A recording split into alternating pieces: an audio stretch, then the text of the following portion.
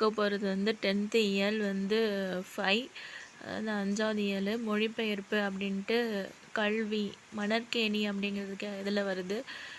அதாவது மொழிபெயர்ப்பின் இன்றியமையாத நுட்பத்தை உணர்ந்து அதோட பகுதிகளை வந்து படிச்சுக்கணும்.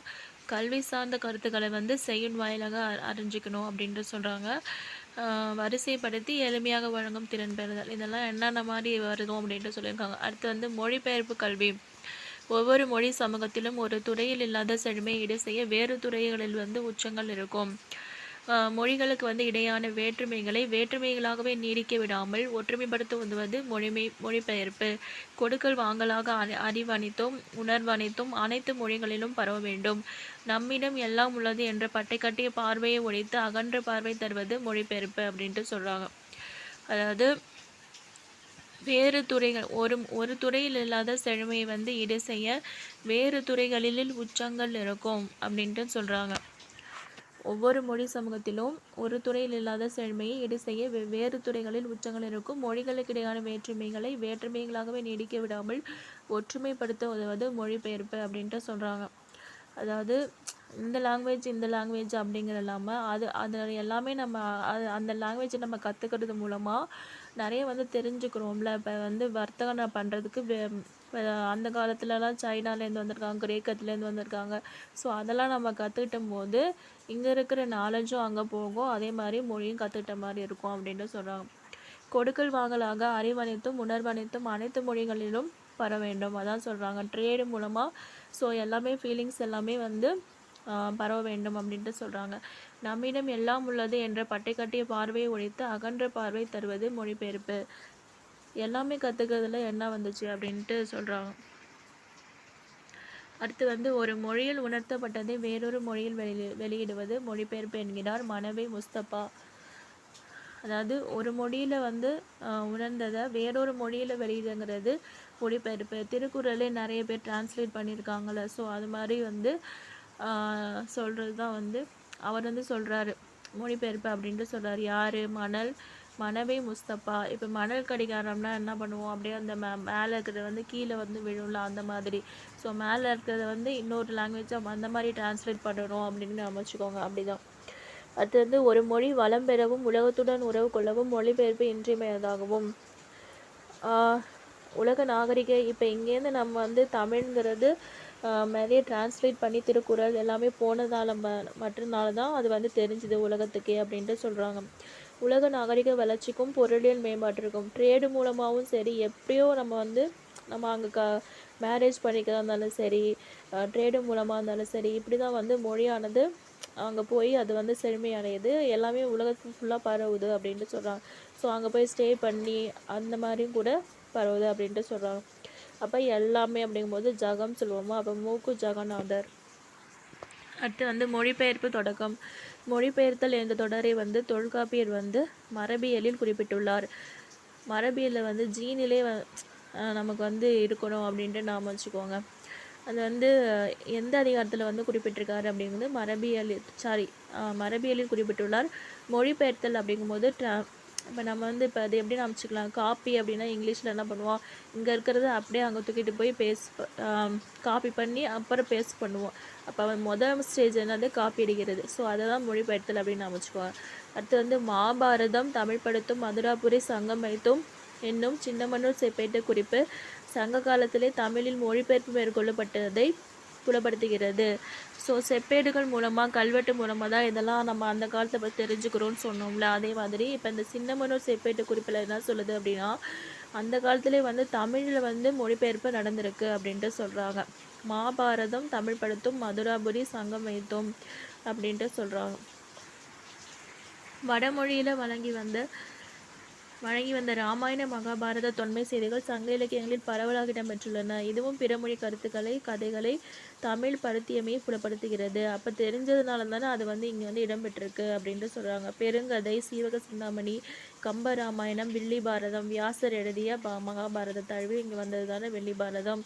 ஸோ அந்த மாதிரி காப்பியங்கள் எல்லாமே வடமொழி கதைகளை தழுவி படைக்கப்பட்டவை தான் அப்படின்ட்டு சொல்கிறாங்க. ஸோ ஸோ மொழிபெயர்ப்புங்கிறது தேவை அப்படின்ட்டு சொல்கிறாங்க. ஸோ எல்லா காலகட்டங்களிலும் தேவையான ஒன்று தான். விடுதலைக்கு பிறகு நாட்டின் பல பகுதிகளையும் ஒரே ஆட்சியின் கீழ் இணைக்க முயற்சி மேற்கொள்ளப்பட்டது. தேசிய உணர்வு ஊட்டுவதற்கும் ஒருமைப்பாட்டை ஏற்படுத்துவதற்கும் இந்திய அரசு மொழிபெயர்ப்பை ஒரு கருவியாக கொண்டது அப்படின்ட்டு சொல்கிறாங்க. ஒரு மொழியில் இருக்கும் நூல்களை பிற மொழியில் மொழிபெயர்த்தது. பல்வேறு மாநிலங்களில் இருந்து இருக்கின்ற எழுத்தாளர்கள், சிந்தனையாளர்கள் ஆகியோரை பற்றிய நூல்களையும் வெளியிட்டது. இத்தகைய மொழிபெயர்ப்பு முயற்சிகள் சாகித்ய அகாடமி, தேசிய புத்தக நிறுவனம், தென்னிந்திய புத்தக நிறுவனம் ஆகியவற்றின் மூலம் செய்யப்பட்டன அப்படின்ட்டு சொல்கிறாங்க. ஸோ எழுத்தாளர்களுக்கெல்லாம் இந்த மாதிரி அவார்டு கொடுக்கறது மூலமாக இதெல்லாம் வந்து என்ன செய்யப்பட்டன அப்படின்ட்டு சொல்கிறாங்க. மொழிபெயர்ப்பு வந்து செஞ்சுட்டாங்க. ஸோ அவங்களுக்கெல்லாம் ஊக்கப்படுத்துகிற மாதிரி இதெல்லாம் பண்ணுறாங்க. ஸோ நம்ம நாட்டினுடைய விடுதலைக்கு பிறகு நம்ம வந்து மொழி வாரியாக தானே நம்ம பிரித்தோம் அப்படின்ட்டு சொல்கிறாங்க. மொழிபெயர்ப்பினுடைய தேவையை உணர்ந்து ஒரு நிகழ்ச்சியை வந்து சொல்கிறார்கள். உலகப் போரின் போது அமெரிக்கா சரணடையாவிடில் குண்டு வீசப்படும் என்ற செய்தியை ஜப்பானுக்கு அனுப்பியதாகவும் அதற்கு ஜப்பான் மொகுசாஸ்டி என்ற விடை அனுப்பியதாகவும் கூறுவார். அந்த தொடரின் பொருள் என்னன்னா, தெரியாமையால் அமெரிக்கா ஹிரோஷிமாவில் குண்டு வீசியது என்று சொல்கிறார்கள். அந்த தொடரின் பொருள் தெரியாதனால அமெரிக்கா வந்து என்ன பண்ணிட்டாங்க, குண்டு வச்சுட்டாங்க. அப்போ வந்து டிரான்ஸ்லேட் பண்ணுறதுங்கிறது முக்கியம் அப்படின்ட்டு சொல்கிறாங்க. அந்த தொடருக்கு பொருளானது விடை தர அவகாசம் வேண்டும் அப்படின்ட்டு சொல்லியிருக்காங்க. அதனால் அதை மாற்றி வந்து புரிஞ்சுக்கிட்டாங்க. ஆனால் அதற்கு அமெரிக்கர்கள் மறுக்கிறோம் என்று பொருள் கொண்டதாம் கூறுவர். இது உண்மைனா மொழிபெயர்ப்பு சரியாக அமையாததால் காலத்திற்கும் அழிவு தரும் களங்கம் நேர்ந்தது எனலாம் அப்படின்ட்டு சொல்கிறாங்க. இது எந்த அளவுக்கு உண்மைன்னு நமக்கு தெரில. அடுத்து வந்து மொழிபெயர்ப்பு வந்து கல்வி. மொழிபெயர்ப்பை வந்து கல்வியாக ஆக்குவதன் மூலம் அனைத்துலக அறிவையும் நாம் எளிதாக பெற முடியும். பல அறிவுத்துறைகளுக்கும் தொழில்துறைகளுக்கும் வெளிநாட்டரையை எதிர்பார்க்காமல் நாமே நமக்கு வேண்டிய அனைத்தையும் உருவாக்கி கொள்ள முடியும். ஸோ மொழிபெயர்ப்புங்கிறது கல்வி ஆக்குறது மட்டும் இல்லாமல் நம்ம எல்லா அறிவையும் நம்ம ஆக்குவதன் மூலம் கல்வியை ஆக்குறதுனால தான் நம்ம வந்து அறிவை வந்து பெற்றுட்ருக்கோம். பல அறிவுத்துறைகளுக்கும் தொழில்துறைகளுக்கும் வெளிநாட்டை எதிர்பார்க்காமல் நாமே நமக்கு வேண்டிய அனைத்தையும் உருவாக்கி கொள்ள முடியும். மனித வளத்தை முழுமையாக பயன்படுத்த முடியும். வேலைவாய்ப்பு தளத்தை விரிவாக்க முடியும். நாடு, இன, மொழி எல்லைகள் கடந்து ஓருலக தன்மை பெற முடியும். நாடு விடுதலை பெற்ற பிறகு பல நாட்டு தூதரங்கள் நம் நாட்டில் நிறுவப்பட்டன. அவை தங்களுடைய இலக்கியம், பண்பாடு, தொழில் வளர்ச்சி, கலை போன்றவற்றை அறிமுகப்படுத்தும் நோக்கி தத்தம் மொழிகளை கற்றுக் கொடுக்கிற முயற்சியை மேற்கொண்டு வருகின்றன. இதனை சார்ந்து பிற மொழிகளை கற்றுத்தரும் தனியார் நிறுவனங்களும் உருவாகி உள்ளன. ஸோ இது என்னன்னா, இப்போ வந்து அவங்க இங்கே வர்றது மட்டும் இல்லாமல் அவங்களுக்குரிய சொல்லிக் கொடுக்கறது இன்ஸ்டியூஷனும் வருது. ஸோ வந்து என்ன ஆகுது அப்படின்னா, ஒரு எக்கானாமிக்கலாகவும் இதாக இருக்குது அப்படின்ட்டு சொல்கிறாங்க. பள்ளிகளிலும் கல்லூரிகளிலும் பல்கலைக்கழகங்களும் பிற மொழிகளை கற்கும் வாய்ப்புகள் உருவாக்கப்பட்டுள்ளன. ஸோ நம்ம அங்கே வர்றதுனால இதெல்லாம் வந்து உருவாகுது, வேலைவாய்ப்பெல்லாம் உருவாகுது, எக்கானாமிக்கல் பூஸ்ட் ஆகுது அப்படின்ட்டு சொல்லிக்க வேண்டியதான். எக்ஸிபிஷன் அப்படிங்கும்போது காட்சி, பொருட்காட்சி. ஈஸ்ட் இந்தியன் ரயில்வேஸ்னால் இருப்பு பாதை, ரெவல்யூஷனா புரட்சி, ஸ்ட்ரைக்னா தொழிலை வந்து நிறுத்தி வைக்கிறது, வேலை நிறுத்தம் இதுவும் இருக்குது, தொழில் நிறுத்தம் அப்படின்ட்டு இருக்குது. அடுத்து வந்து இலக்கிய இறக்குமதி.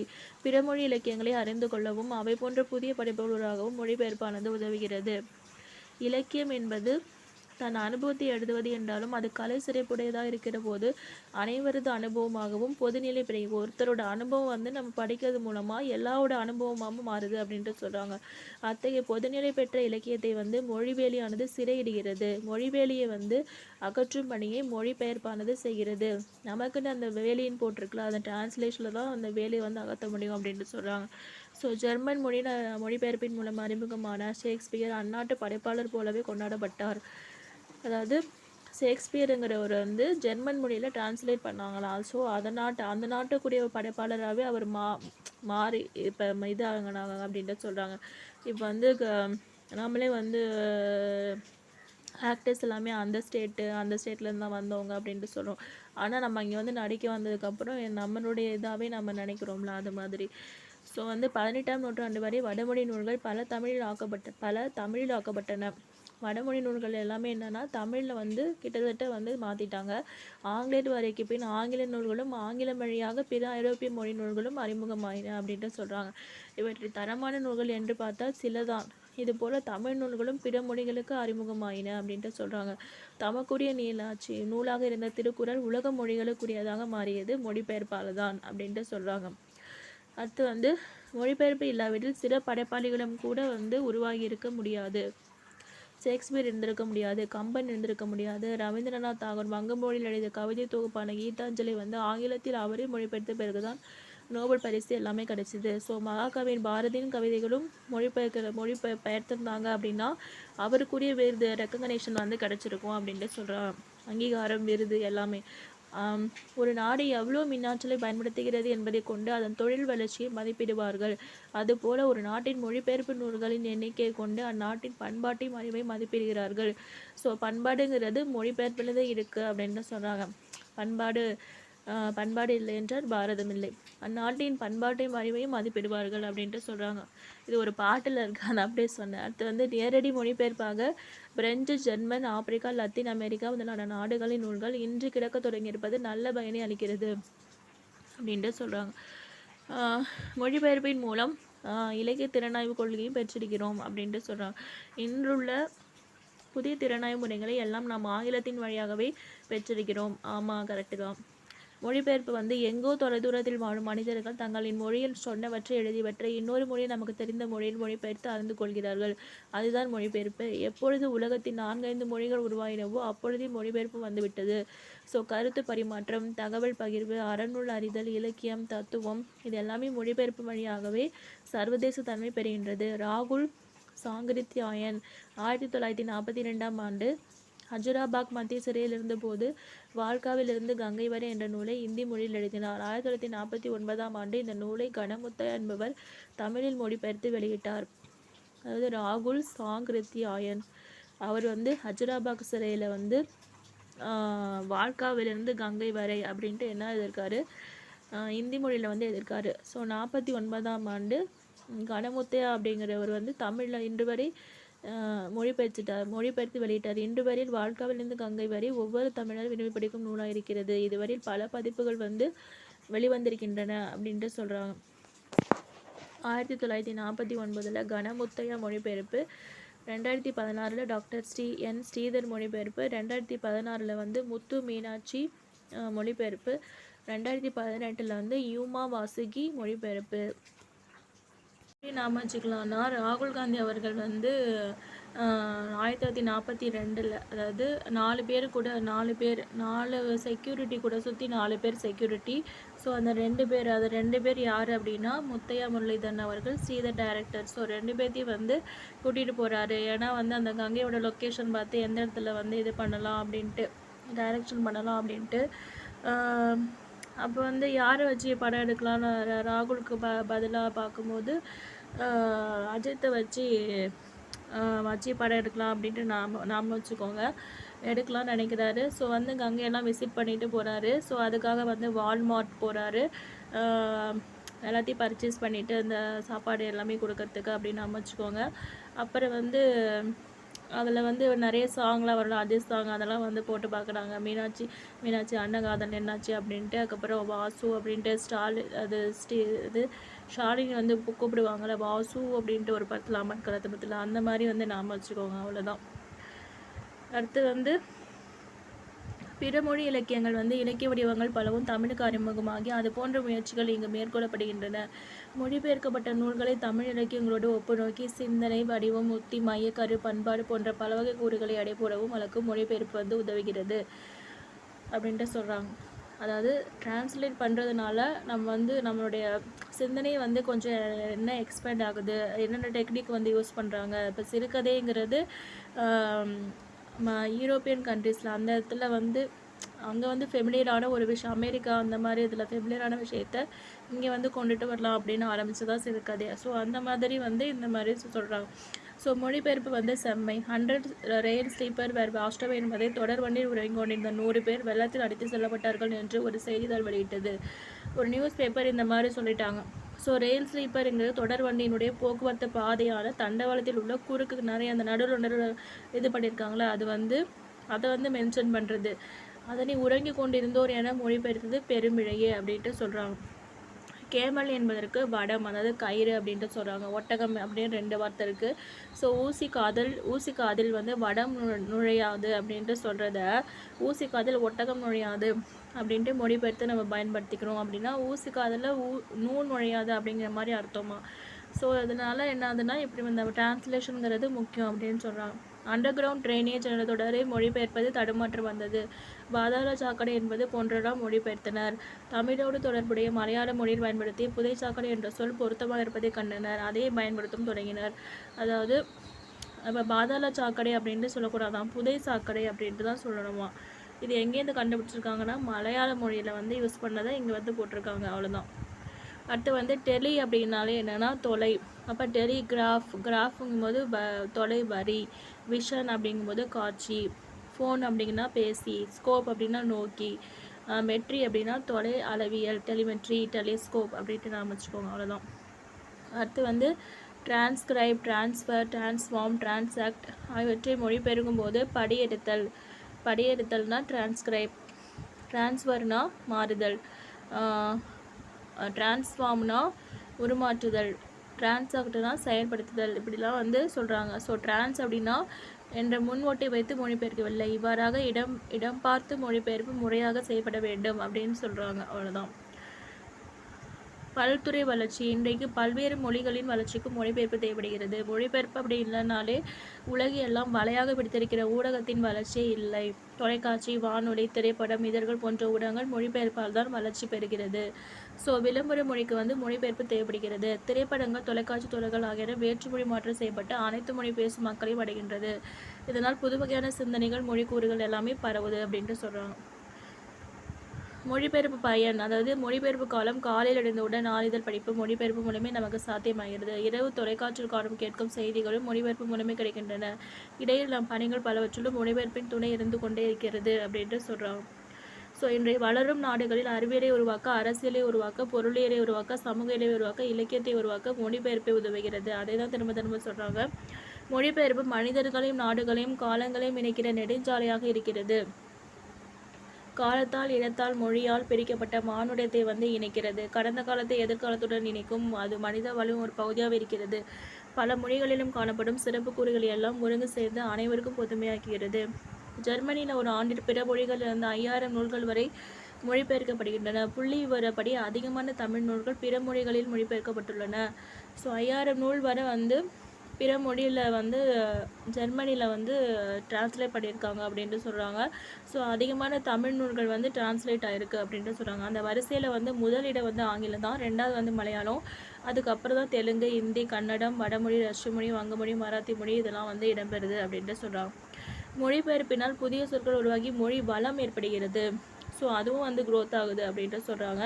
இதை இனத்தவரின் பண்பாடு, நாகரிகம், பழக்க வழக்கம் இதெல்லாமே வந்து நமக்கு அறிய முடிகிறது. அதிலிருந்து நல்லெண்ணவற்றை நாம் பெற்றுக்கொள்ள முடிகிறது. பிற மொழி இலக்கிய அறிவு கிடைக்கிறது. அதன் மூலம் நம் இலக்கியத்தை வளப்படுத்த முடிகிறது. உலக புகழ்பெற்ற அறிவியல் கண்டுபிடிப்புகளும் இலக்கிய படிப்புகளையும் அறிவதற்கு வாய்ப்பு ஏற்படுகிறது. கருத்து பகிர்வை தருவதால் மொழிபெயர்ப்பை பயன்கலை அப்படின்ட்டு சொல்கிறோம். ஸோ அதனால் பயனடைகிறவங்க அதிகமாக இருக்காங்க. அதனால் அது வந்து பயன்கலை அப்படின்ட்டு சொல்கிறாங்க. மொழிபெயர்ப்பு மூலம் ஒரு நாட்டின் வரலாற்றும் இலக்கியத்திலும் பண்பாட்டின் வலிமையான தாக்கத்தை ஏற்படுத்த முடியும் அப்படின்ட்டு சொல்கிறாங்க, அவ்வளோதான். மொழியானது வளர்ச்சி. நல்ல மொழிபெயர்ப்பாளன் சில மொழி மீறல்களை செய்வான். இதன் மூலம் புதிய இலக்கண விதிகளின் தேவையை உருவாக்குவான். அதாவது அவன் வந்து நிறைய வந்து மீறுவான், ஆனால் அதன் மூலமாக அவன் வந்து என்ன பண்ணுவான், திரும்ப வந்து தேவையை வந்து அவன் உருவாக்குறான். செய்யுளை தன் வெளியீட்டு வடிவமாக கொண்டிருந்த தமிழ் அச்சு இயந்திரத்தின் வருகையை ஒட்டி மொழிபெயர்ப்பை எதிர்கொண்ட போது உரைநடை வளர்ச்சியை மேற்கொள்ள வேண்டியிருந்தது. அப்போது தமிழ் ஆங்கில தொடர் அமைப்புகளையும் கூறுகளையும் ஏற்க வேண்டிய நிலை ஏற்பட்டது. ஸோ அதனால் மொழிபெயர்ப்புங்கிறது மொழி பிரச்சனைகளை கடந்து அதன் தீர்வாக மொழியினுடைய புது கூறுகளை உருவாக்கி வளர்ச்சிக்கு வந்து வழிவகுக்குது அப்படின்ட்டு சொல்கிறாங்க. எதை வந்து மொழிபெயர்ப்பு அப்படின்ட்டு சொல்கிறாங்க. எதை மொழிபெயர்ப்பது என்ற முன்னுரிமை வேண்டும். ஒரு மொழியினுடைய குப்பைகள் இன்னொரு மொழிக்கு போய்விடக்கூடாது. பழைய நூல்களை அறிமுகப்படுத்தும் போக்கை விட்டுவிட்டு புது புது நூல்களையும் அறிமுகப்படுத்தும் நல்ல நிலை வளர வேண்டும். இப்போ நமக்கே வந்து கதையிலேருந்து சிறுகதை, புது கவிதை, ஹைக்கூ, சென்ட்ரிக்கூ இப்படிலாம் படிக்கிறோம்ல. ஸோ அது மாதிரி வந்து நிறைய இன்ட்ரடியூஸ் ஆகணும். அதுதான் வந்து மொழி அப்படின்ட்டு சொல்கிறாங்க. ஒரு குறிப்பிட்ட சிறு குழுவில் பேசப்படும் மொழி நெருப்பவையும் கூட நம்மை வந்தடைய வேண்டும். சிறு குழுவினர் பேசும் ஆப்பிரிக்க மொழிகளின் படைப்பாளர்கள் நோபல் பரிசு பெறுகிறார்கள். ஸோ ஆனால் அந்த படைப்புகள் நம்மை வந்து எட்டுறது கிடையாது. தமிழின் தொன்மையான இலக்கியங்கள் முன்னரே மொழிபெயர்க்கப்பட்டு அறிமுகமாக இருந்தால் தமிழின் பெருமை உலகெங்கும் முறையாக பரவிருக்கும். ஹார்வர்டு பல்கலைக்கழகத்தின் தமிழ் இருக்கை அத்தகைய பணிகளில் ஈடுபட வேண்டும். தமிழுக்கு அத்தனை சிறப்பு செல்வங்கள் கிடைக்க வேண்டும். இதனை குலோத்துங்கன், காசினியல் இன்று வரை அறிவின் மன்னர் கண்டுள்ள கலைகள் எல்லாம் தமிழில் எண்ணி பேசி மகிழ் நிலை வேண்டும் அப்படின்ட்டு சொல்கிறாங்க. ஸோ ஸோ அங்கே வந்து சிறு குழுவினர் பேசுகின்ற ஆப்பிரிக்க மொழி படைப்பாளே நோபல் பரிசு பெறுது. ஆனால் நம்ம வந்து முன்னாடி இன்ட்ரடியூஸ் பண்ண இன்ட்ரடியூஸ் ஆன மொழி நிறைய வந்து டிரான்ஸ்லேஷன் இல்லை, இன்னுமே நான் வந்து ஊக்கப்படுத்தி இது பண்ணணும் அப்படின்ட்டு சொல்கிறாங்க. காசினி என்ற முதலாம் குலோத்துங்கன் இப்போ வந்து ஒரு குலம் செழிக்கணும் அப்படின்னா தமிழில் வந்து பேசி நல்லது அடைய வேண்டும் அப்படின்ட்டு சொல்கிறாங்க. வேண்டுவன் அதாவது மொழிபெயர்ப்பு நிறுவனங்களை அமைப்பதும் மொழிபெயர்ப்பு கல்வி ஆக்குவதும் மொழிபெயர்ப்புக்கு உதவும் சொற்களஞ்சியங்களை உருவாக்குவதும் ஒரு மொழியின் சிறப்பு கூறுகளுக்கு இணையான சமன்பாடுகளை உருவாக்குவதும் பட்டறிகள் நடத்துவதும் நூல் வெளியிடுவதும் செய்யப்பட வேண்டும். அது இன்ஸ்டிடியூஷனை வந்து இது பார்க்கணும், அமைக்கணும். அதே மாதிரி கல்வியை வந்து அதே ஒரு கல்வியை ஆக்கணும். அதுக்கு உறவுதன மாதிரி சொற்களஞ்சியங்கள் வந்து உருவாக்கணும். இதெல்லாம் வந்து பண்ணாதான் அதை வந்து மலரும் அப்படின்ட்டு சொல்கிறாங்க. சாகித்ய அகாடமி நிறுவனமும் தேசிய புத்தக நிறுவனம் பல மொழிகளிலிருந்து நல்ல படைப்புகளை எல்லா இந்திய மொழிகளையும் மொழிபெயர்த்துள்ளன. வெவ்வேறு படைப்புகள் மட்டுமின்றி துறை சார்ந்த நூல் மொழிபெயர்ப்புகளை மேற்கொள்ள வேண்டும். தமிழில் பல நூல்கள் உருவாக்கப்பட வேண்டும் அப்படின்ட்டு சொல்கிறாங்க. செஞ்சுவர் 8 திக்கும், அதாவது டிபார்ட்மெண்ட் வைஸும் இப்போ நிறைய நம்ம இன்ஜினியரிங் கூட இங்கிலீஷ் தான் படிக்கணும், தமிழில் இருக்குது, பட் இன்னும் வந்து நிறைய வந்து இது பண்ணணும் அப்படின்ட்டு சொல்கிறாங்க. செஞ்சுவர் 8 திக்கும் கலை செல்வங்கள் யாவும் கொண்டு இங்கு சேர்ப்பேர் என்று பாரதி கூறுவதை தமிழுலகம் செயல்படுத்த வேண்டும். அங்கிருந்து கொண்டு சேர்ப்பதோடு அவர் கூறுவது போல கேமதுரை தமிழோசை உலகமெல்லாம் பரவும் வகை செய்தல் வேண்டும். செப்பு மொழிகள் பலவாக இருப்பினும் சிந்தனை ஒன்றுடையதாக உலகமாக்கப்பட வேண்டும். இதற்கு மொழிபெயர்ப்பு கல்வியானது இன்றியமையாதது அப்படின்ட்டு சொல்கிறாங்க. அடுத்து வந்து பிரான்ஸ் தேசிய நூலகத்தில் தமிழ் ஏடுகளும் கையெழுத்து பிரதிநிதி. பிரான்ஸ் தேசிய நூற்கூடம் நேஷ்னலி பிப்ளிட்கோ நேஷ்னலி ஏறக்குறைய 1000 பழைய தமிழ் ஏடுகளும் கையெழுத்து பிரதிகளும் உள்ளன. அங்கே வந்து நிறைய வந்து ஏடுகள்லாம் இருக்காம், கையெழுத்து பிரதிகள்லாம் இருக்காம். இவற்றில் சில இந்தியாவிலே கிடைக்காத படிகளும் ஏடுகளுமாம். இன்றைய காலத்தில் முதலாக ஐரோப்பியர் யாத்த இலக்கணங்களும் கையெழுத்து பிரதிகளும் இந்த நூற்கூடத்தில் இருக்கின்றன அப்படின்ட்டு சொல்கிறாங்க. அங்கே இருக்கும் தமிழ் நூல்களை பட்டியலை படித்த பொழுது இன்றும் அச்சிடப்படாத நூல்கள் சிலவற்றின் தலைப்பை கண்டேன். மாணிக்க வாசகர் பிள்ளை தமிழ், சரளி புத்தகம், புதுச்சேரி அம்மன் பிள்ளை தமிழ் முதலிய நூல்களும் அங்கு உள்ளன. அப்போ வந்து இது எப்படி நாம வச்சுக்கலாம், வந்து மாணிக் பாஷா, அதாவது பாஷா படம் நாம வச்சுக்கோங்க. அதில் வந்து மாணிக் பாஷா அப்படின்ட்டு அவர் சரளமாக அந்த டயலாக்லாம் பேசுவார், புதுசு டயலாக்லாம் பேசுவார் அப்படின்ட்டு நாம வச்சுக்கோங்க. அதுக்கப்புறம் வந்து அவர் வந்து என்னன்னா ஃப்ரெண்டாக இருப்பார். அவர் இறந்து போனதுக்கப்புறம் தானே இந்த மாதிரி இதாக மாறுவார். ஸோ அந்த மாதிரி இருந்து நாம் வச்சுக்கோங்க. அவ்வளோதான். இன்றும் அச்சிடப்படாத நூல்கள் சிலவற்றின் தலைப்பை கண்டேன். தனிநாயகர் ஏன் வழி தனி வழி அப்படின்னு இன்னொரு படத்தில் சொல்லுவார்ல, ஸோ அது மாதிரி தனிநாயக அடிகள் அப்படின்னு நாம் வச்சுக்கோங்க. அவ்வளோதான்.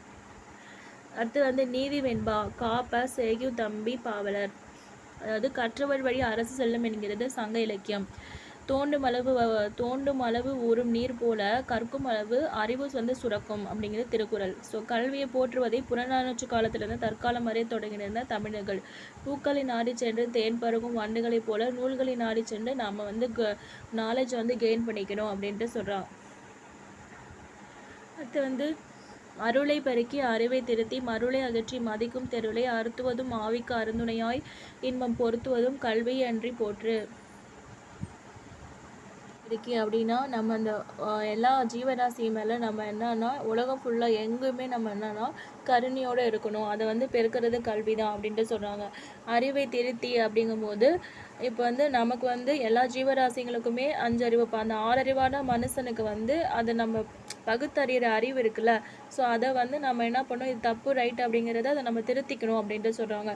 மருளை அகற்றி அப்படின்னா நமக்கு வந்து அறியாமை, இப்போ ஏதோ நம்ம விஷயத்தை நம்ம வந்து தெரியல அப்படிங்கிற பட்சத்தில் அது என்ன அதை வந்து அகற்றுது அப்படின்ட்டு சொல்கிறாங்க. மதிக்கின்ற தெருளை அப்படின்னா தெருள் அப்படிங்கும்போது தெளிவாக இருக்கிறது. இப்போ நம்ம கல்வி கேட்கும்போது ஏதோ ஒரு விஷயம் நம்ம தெரிஞ்சுக்கிற போது அப்போ ஒரு கான்ஃபிடென்ஸ் உருவாகும்ல, ஸோ அதனால வந்து அது வந்து தெளிவை கொடுக்குது அப்படின்ட்டு சொல்கிறாங்க. ஸோ அறியாமையிலேருந்து தெளிவை கொடுக்குறது அப்படி கூட நாம் வச்சுக்கலாம். அகற்றி தெருளை அப்படின்னு நாம் வச்சுக்கலாம்.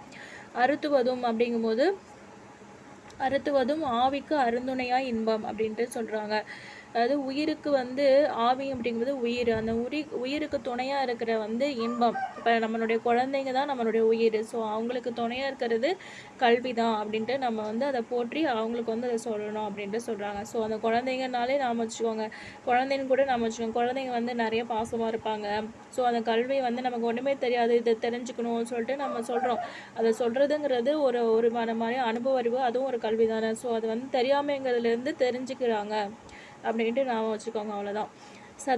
சதாவதானம் அப்படின்னா சதம் அப்படின்னாலே 100. ஸோ ஒருவரது புலமையும் நினைவாற்றலையும் நுண்ணறிவையும் சோதிப்பதற்காக ஒரே நேரத்தில் நிகழ்த்தப்படும் 100 செயல்களையும் நினைவில் கொண்டு விடையளித்தலே சதாவதானம் அப்படின்ட்டு சொல்கிறாங்க. அதாவது நம்மக்கிட்ட இருக்கிற நினைவாற்றலையும் நம்மக்கிட்ட இருக்கிற நுண்ணறிவையும் சோதிக்கிறதுக்காக டெஸ்ட் வைப்பாங்க. ஸோ அந்த மாதிரி டெஸ்ட் வைக்கும்போது அது எப்போ எல்லாத்தையும் நினைவில் வந்து கொண்டு வந்துட்டு விடையளிக்கிறது தான் என்னதுன்னா சதாவதானம் அப்படின்ட்டு சொல்கிறாங்க. சதாவதானம் என்ற கலையில் சிறந்து விளங்கிய செய்குதம்பி பாவலர் 1874 1950 கன்னியாகுமரி மாவட்டம் இடலாக்குடி என்ற ஊரை சார்ந்தவர். 15 வயதிலே செய்யுள் இயற்றும் திறன் பெற்றவர். சீராபுராணத்திற்கு உரை எழுதியவர். 1907 வந்து மார்ச் 10 சென்னை விக்டோரியா அரங்கத்தில் அறிஞர் பலர் முன்னிலையில் 100 செயல்களை ஒரே நேரத்தில் செய்து காட்டி சதாவதானி என்று பாராட்டு பெற்றார். இவர் நினைவை போற்றும் வகையில் இடலாக்குடியில் மணிமண்டபமும் பள்ளியும் உள்ளன. இவரது அனைத்து நூல்களும் நாட்டுடைமை ஆக்கப்பட்டுள்ளன. ஸோ இது எப்படி நாம வச்சுக்கலாம் அப்படின்னா வந்து சதாங்கிற ஆக்ட்ரஸனை வந்து நாம வச்சுக்கோங்க. அவங்க வந்து ஒரு கன்னி தானே, அவங்க வந்து கன்னி பெண் அப்படின்னு நாம வச்சுக்கோங்க. ஸோ அவங்களுக்கு வந்து நிறைய வந்து 15 வயசுலேயே நடிக்க வந்துட்டாங்க அப்படின்னு நாம வச்சுக்கோங்க. செய்யுள் ஏற்றும் திறன் பெற்றவர் அப்படியே அது அவங்க இதில் கம்பேர் பண்ணும்போது நடிக்கிறது அப்படின்னு நாம வச்சுக்கோங்க. ஸோ அவங்க நிறைய பேர் சீண்டிக்கிட்டே இருப்பாங்க. அப்போ சீராபுரம் இப்போ வந்து இடைஞ்சலாக வந்து நிறைய பேர் இது பண்ணிகிட்டு இருந்தாங்க. இப்போ அன்னியன் ஷூட்டிங்லாம் நடக்கும்போது நிறைய பேர் இடைஞ்சலாக இருந்தாங்க அப்படின்ட்டு நாம வச்சுக்கோங்க. அப்போ கூட ஒரு சீனில் வந்து விக்ரம் வந்து ஓடிட்டே வர அன்னியனாக மாறி அவர் வர அடிக்கடி மாறிட்டே இருப்பாரா. ஸோ வந்து ஒரு கராத்தே கிளாஸில் வந்து ஓடிடுவாங்க. ஸோ அங்கே வந்து அது இப்போ நம்ம இதில் என்ன சொல்கிறோம் விக்டோரியா அரங்கம் அப்படின்னு நாம வச்சுக்கோங்க. அங்கே வந்து ஓடிவிட்டாங்க அப்படின்ட்டு நாம வச்சுக்கோங்க. இவங்க வந்து ஓடுறாங்கன்னு பார்த்தா மார்ச் பாஸ்ட்டில் வந்து பண்ணிட்டு போயிட்டுருக்காங்க அங்கே இருக்கிறவங்க எல்லாருமே. அப்போ வந்து என்ன பண்ணுறாங்க இவங்க வந்து அந்த விக்ரம் வந்து எல்லாரோட டேலண்ட்டை வந்து அவர் வந்து காமிக்கிறாரு அப்படின்னு நாம் வச்சுக்கோங்க. அப்போ அந்த எல்லாரோடைய நடிப்பும் அந்த இதில் நாம் வெளிப்படுத்துகிறாரு அப்படின்னு நாம் வச்சுக்கோங்க. இவர் நினைவை போற்றும் வகையில் இடலாக்குடியின் மணி அப்போ சண்டை நடக்கும் போது மணிலெல்லாம் அடிச்சிட்டு இருந்தாங்க அப்படின்னு நாம் வச்சுக்கோங்க. அதாவது மேலே மணி அடிக்கும்ல அந்த கராத்தேல அந்த மணி. ஸோ அப்போ வந்து டைமிங்லாம் வந்து அடிச்சிட்டு இருந்தாங்க. ஏன்னா அப்படி கூட நாம் வச்சுக்கலாம். இல்லாட்டி வந்து ஷூட்டிங் நடக்கும்போது இடையில வந்து 100 டேக்கு மேலே எடுத்துருப்பாங்க அப்படின்னு கூட நாம் வச்சுக்கோங்க. அப்போ வந்து டிங் அடிப்பாங்களா அது மணி தானே. அப்போ அந்த மாதிரி நாம் வச்சுக்கோங்க. அவ்வளோதான். ஸோ இவரோட இது எல்லாமே நாட்டுடைமை ஆக்கப்பட்டுள்ளன. இது ரொம்ப ஃபேமஸ் ஆகிட்டுது அப்படின்ட்டு நாம் வச்சுக்கோங்க. அவ்வளோதான். ஓகே. இது அப்படி இல்லைன்னா அந்த இது அப்பாங்கிற ஒரு படத்தில் வந்து சமுத்திரக்கனியும் தம்பி ராமையா அவங்க நடிச்சிருப்பாங்களா. அப்போ வந்து அந்த பையனை வந்து ரொம்ப சின்னது ஃபுல் மார்க் சண்டை வாங்கணுங்கிறவங்களுக்கு டார்ச்சர் பண்ணிட்டு இருந்தார். ரொம்ப பொண்ணு கூட பேச விட மாட்டார். அப்போ கன்னியாகுமரி மாவட்டம் ரொம்ப இடைஞ்சல் பண்ணிகிட்டே இருந்தார். படின்ட்டு 15 வயசுலங்கிறது என்ன நம்ம படிச்சிருப்போம் 15னா 10th. So 10th centre mark எடுக்கணும் மேக்ஸில் அப்படிங்கிறது நம்ம வச்சுக்கோங்க. ஸோ விக்டோரியா சக்ஸஸ் ஆகணும் அப்படின்ட்டு அவர் என்ன பண்ணார் ரொம்ப டார்ச்சர் பண்ணார். இடைஞ்சல் அப்படி பண்ணிட்டு இருந்தார் அப்படின்னு நாம் வச்சுக்கோங்க. அப்போ ஸ்கூலெல்லாம் மணி அடிக்கும் அப்படின்ட்டு நாம் வச்சுக்கோங்க. அவ்வளோதான். கடைசியில் அந்த பையன் இறந்து போயிடுவாங்க. அது வேறு விஷயம். அதுக்கப்புறம் இது வந்து அவ்வளோதான் இப்படி நாம் வச்சுக்கோங்க. அடுத்து நம்ம பார்க்க போகிறது வந்து திருவிளையாடற் புராணம். பரஞ்சோதி முனிவர். கற்றோருக்கு வந்து சென்றிடமெல்லாம் சிறப்பு செய்வது தமிழ் கூறும் நல்லுலகம். அரசரும் புலவருக்கு கவரி வீசுவர். கண்ணு கேட்டி திசை வரை தெரியும் நிலங்களை புலவருக்கு வந்து கொடை கொடுத்து மகிழ்வர். இறைவனும் அறிவை போற்றுபவன் அறிவாய் நிற்பவன் அறிவில் சிறந்த புலவருக்காக தூதும் கூட சென்றவன் புலவரது அறிவு பெருமையை உணர்த்துபவன்.